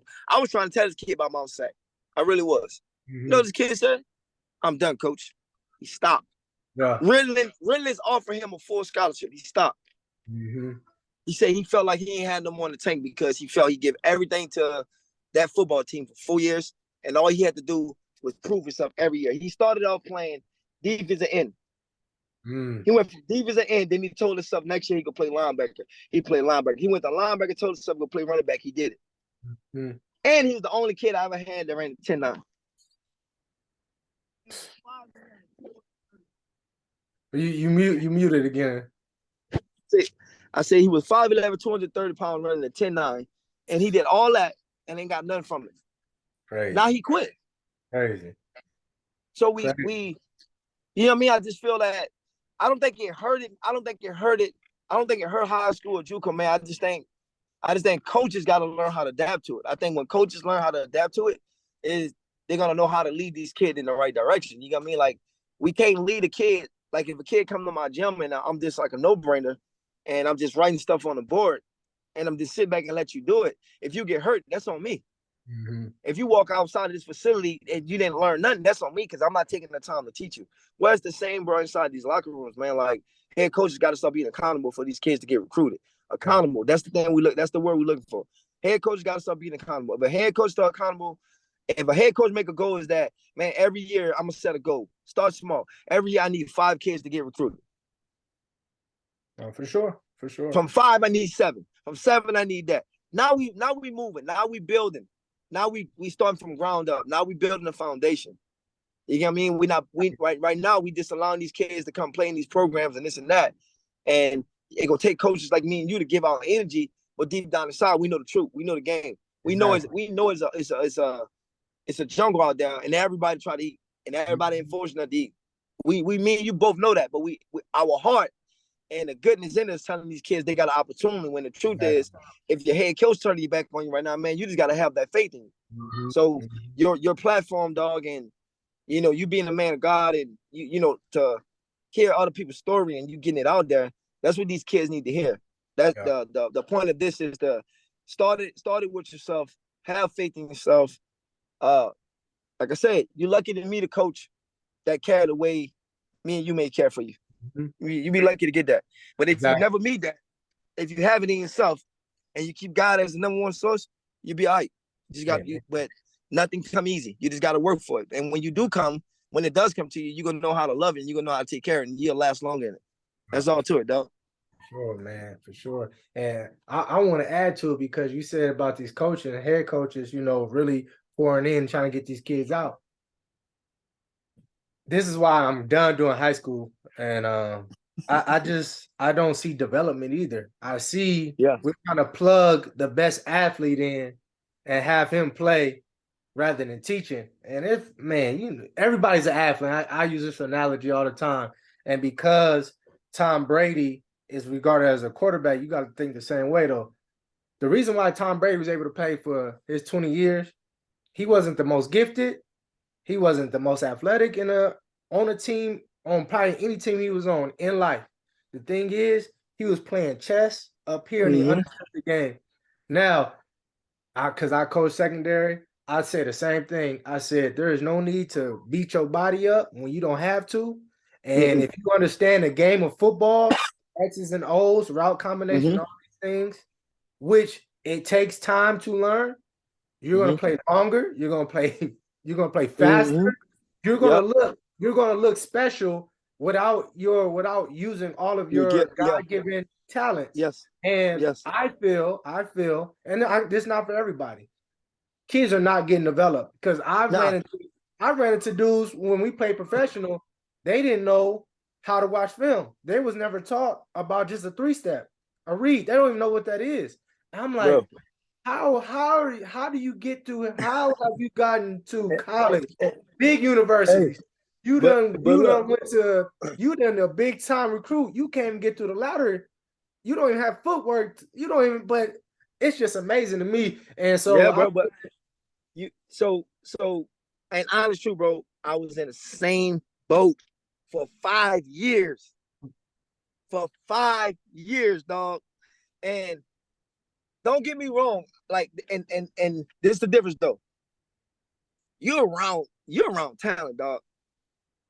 That doesn't have talent, but not that talent. Yeah. Now the problem I run to out here is like, we'll have kids out here that's good, and I'll be like, dog, you got what it takes. But then, like, if they say, oh, we playing a team from LA or Riverside, confidence go down. Yeah. And I wonder why. The coach is the same way. You could win. I'll tell every coach out here, you gonna win the DL, whatever. So when that first round of playoffs come, we playing a team from LA, whatever. Nah, that's it. The confidence go down, bro. So 2 years ago, I was my last year at Shadow Hills, man. We there, man. Mind you, bro, we didn't have, bro. The fact that the kids play it for us on the defensive side, bro. Coach Martin is a guru, dog. This is my guy. I love him to death. He coached for the Washington Redskins. He's coached for Jacksonville. He was New Mexico State. He was a coordinator. Like, he's that guy, bro. Yeah. He was at Beaumont High School for a minute, and he was there Beaumont ain't never made a playoff game. He brought him to the 3 playoffs, bro, within his 3 years. They fired him because he was the same kid he take to school, driving to school, bro. It was in the weight room playing around. Somebody recorded, bro, and they fired him because of that. Hey, bro, I'm talking about, bro, you talking about a genius, man. He came to Shadow Hills. He said, listen, son, I need you to do the DBs. Put a staff together. Man, we won 9 games. We lost only 2 games. We went to the playoffs. Our defense, out of the whole state of California, our defense was like ranked top 10, whole state of California. Bro, we had we had this safety, bro. Matter of fact, I'm going to send you my little dog highlight, bro. Yeah. I don't know where he's gone. I'm going to send you his highlight, and you tell me, can he play somewhere, bro? Exactly. Hey, look, 5, I'm going to give him 5'7" at max. You hear me? Hey, about 160 pounds, safety.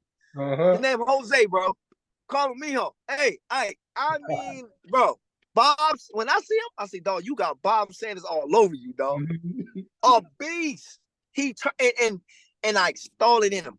I kept telling him, man, you a beast. You a dog. Like, you don't let nobody tell you you're no dog. And I told him, like, our head coach is like, you don't make plays and then you get, I told him, I said, look, bro, I said, we got swag in the secondary. I said, you make a play. I said, man, you better turn up. I said, I'll deal with the coach. Turn up. Big excitement, man. This kid, because of this kid, the defense started falling behind. Man, we played this team in LA first round. I watched the whole coaching staff, besides the defense, just get down. And on the defensive side, we like, can we see like speed on speed. And they had a running back. The running back was recruiting. I think Nevada was looking at him. And he was like he ran for 2,000 yards. He ran a 4.3. We looking up. He ran track. I'm like, damn. And they run like that power eye. That's who I went to talk to. I went to Jose. I said, Jose, listen. I said, your teammates, they ain't got that look in their eye. I said, I've been seeing that dog in you all year. I said, this game here, I said, bro, I better see it even more. I said, you want a scholarship? You better take it off that running back hand. Bro, look. They predicted that team to beat us like 42. Like they had us losing by like 4 touchdowns, bro. Yeah. Man, we lost 17-10. At halftime, we was winning 6-0. Yeah. When I tell you the defense ball out and that kid, I'm telling you about, this running back was like 6'1", 190 pounds, bro. And this kid, the size he is, I'm talking about hitting him in the hole, smacking him. After the game, the dude was like, man, where that number 2 at, bro? Yeah. That look do it, dog. And this year, he ball out again. You feel me? And it's that kid. So that kid went on, bro. This is the senior year. He went on. He made first team and everything. I got another kid named Braden out here. Cornerback. I call him White Prime, bro. White Prime. So people be like, and people be like, dog, why he got so much confidence? And I always tell him, I said, bro, the odds against you. I said, let's just be real. I said, what the last white cornerback we seen? Yeah, exactly. I said, I'm gonna tell you, Sean Springs. No, not Sean Springs. Sehorn. Jason Sehorn. I say Jason Sehorn. I say no. I say most time I seen Jason Sehorn, they want to move him to safeties. I said, but dog, you're a corner. He a 3-star athlete. He went to a camp in Atlanta, won an MVP. He went to camp in Arizona, won an MVP. A dog. Yeah. 8 interceptions, ran 3 back, and dog, this swag. About 6'1", 170 pounds. Yeah. Swag. You hear me? 3.8. He up here at Palm Springs. I didn't coach him to go to Palm Springs, though, but he come to my gym. Yeah. He was the defensive player of the year of the whole thing. Balling. Ask me how many schools looking at him. None. So right now, he was like, Coach, I got to go JUCO. I don't mind going JUCO for a year because I'm already qualified. I said, man, if you got to go JUCO, go JUCO. I said, if you got to do it. I said, but do not settle for none of these small schools right now. I said, because you're gifted enough. If you go JUCO for a year, you get the right coach that you didn't have there, you're going to be okay. Exactly. But it fall back to what we saying. Now, this kid, everything this kid had to do, he been playing since a freshman. Everything he had to do. He checked the point. You told him to lift, he lift. You told him to work outside the school, he did. You told him to manage his grades, he did. You told him to give you numbers, he did. Now, if a kid could do that, why can't the coach play his part and get schools in there? Exactly. No. See, out in LA, you know, like, it's hard for y'all to be like, schools will come out there. Out here in this desert, you know what they say? Man, no school will come in this desert. They go fly past y'all and go right to LA. Right. Yep. Well, why is like that then? Why is like that? Because y'all preaching that. Y'all speaking that to exist. Mm-hmm. When my daughter is senior school, is gonna stop right here before they go to LA. That's what I'm talking about. We gonna get them out here. And then when we face teams out in LA, like Bosco that got these fast guys, we coming at them. That's how we coming. And you gotta have that mindset. They don't have that mindset, but the kids don't have it because the coaches don't have it. Exactly. Yep. So it's gonna always start there, bro. So when you're dealing with these high school kids, now you see for yourself from experience. And I told myself this: part of this facility, bro, is the reason why I started that, because I was like, I can't give these kids the knowledge inside someone else's program, but I can give it to them outside of it. Yep. So here, I'm gonna speak how I speak. I'm gonna say what I want to say. I done got into it with like 2 or 3 coaches already. I done told coaches, look, I don't know why you got the job. You don't know X's and O's, like if they hit you on your face. I done sat in the same room with you, you ain't know X's and O's. Mm-hmm. You don't even know what a goddamn true cover 2 is. Exactly. When you tell me, bro, like so most of these kids, I'm like, so we will talk cover 2. We gotta have another show, dog, and I want to have a show just talking just DB stuff about the concept of cover 2, cover 3. I want and I want to have a show like that, bro. So I'm telling these kids, I'm like, okay, cover 2. Now we got Tampa 2, we got Cloud 2. Mm-hmm. Okay, now everybody know Tampa 2 is hard at the line of scrimmage, pushing men, we thumping. That's when we get involved in anything short, or we it's a team that probably run the screens or like drag routes. Exactly. But even in the Tampa 2, if we got trips left, one single receiver on this side, and we got the running back on your side. If the running back's blocking and the single receiver on your side decide to go deep, are you going to cover grass? Or are you going to sink? And you're going to look at the position of something coming across. What you going to do? You carry. You keep carrying until you see something. Exactly. They telling these kids to stay low, and they're leaving the same position, and the safety in the world of trouble right now. I'm like, bro, what the? Come on, man. It's a waste of time, man. And then when you try to tell them that, they feel you going behind them or over them because they don't understand it, because they didn't open their mind into the playbook and open their mind into the coverage like you did. You get what I mean? And that's where it goes, like what you said. Like, if these kids, to be a good corner, man, learn the coverages. Learn the coverages. Learn the real true coverage of a cover 2. And I always tell my DBs, they be like, man, coach, man, the playbook is hard. I'll be like, how? Man, I say, okay, as a cornerback, I said, I'm going to give it to you. Just listen to the end. Listen to it. Because most DBs are going to start with slant, wheel, fire, blitz, Tampa 2. What you got? Exactly. Cover 2. You know what I mean? So listen to the end. All might be black. And black, in black, some people may put colors in, that's your coverage. Listen to the end. Exactly. But I always try to tell them, cover 2 could turn into a cover 3, or it could turn into a man.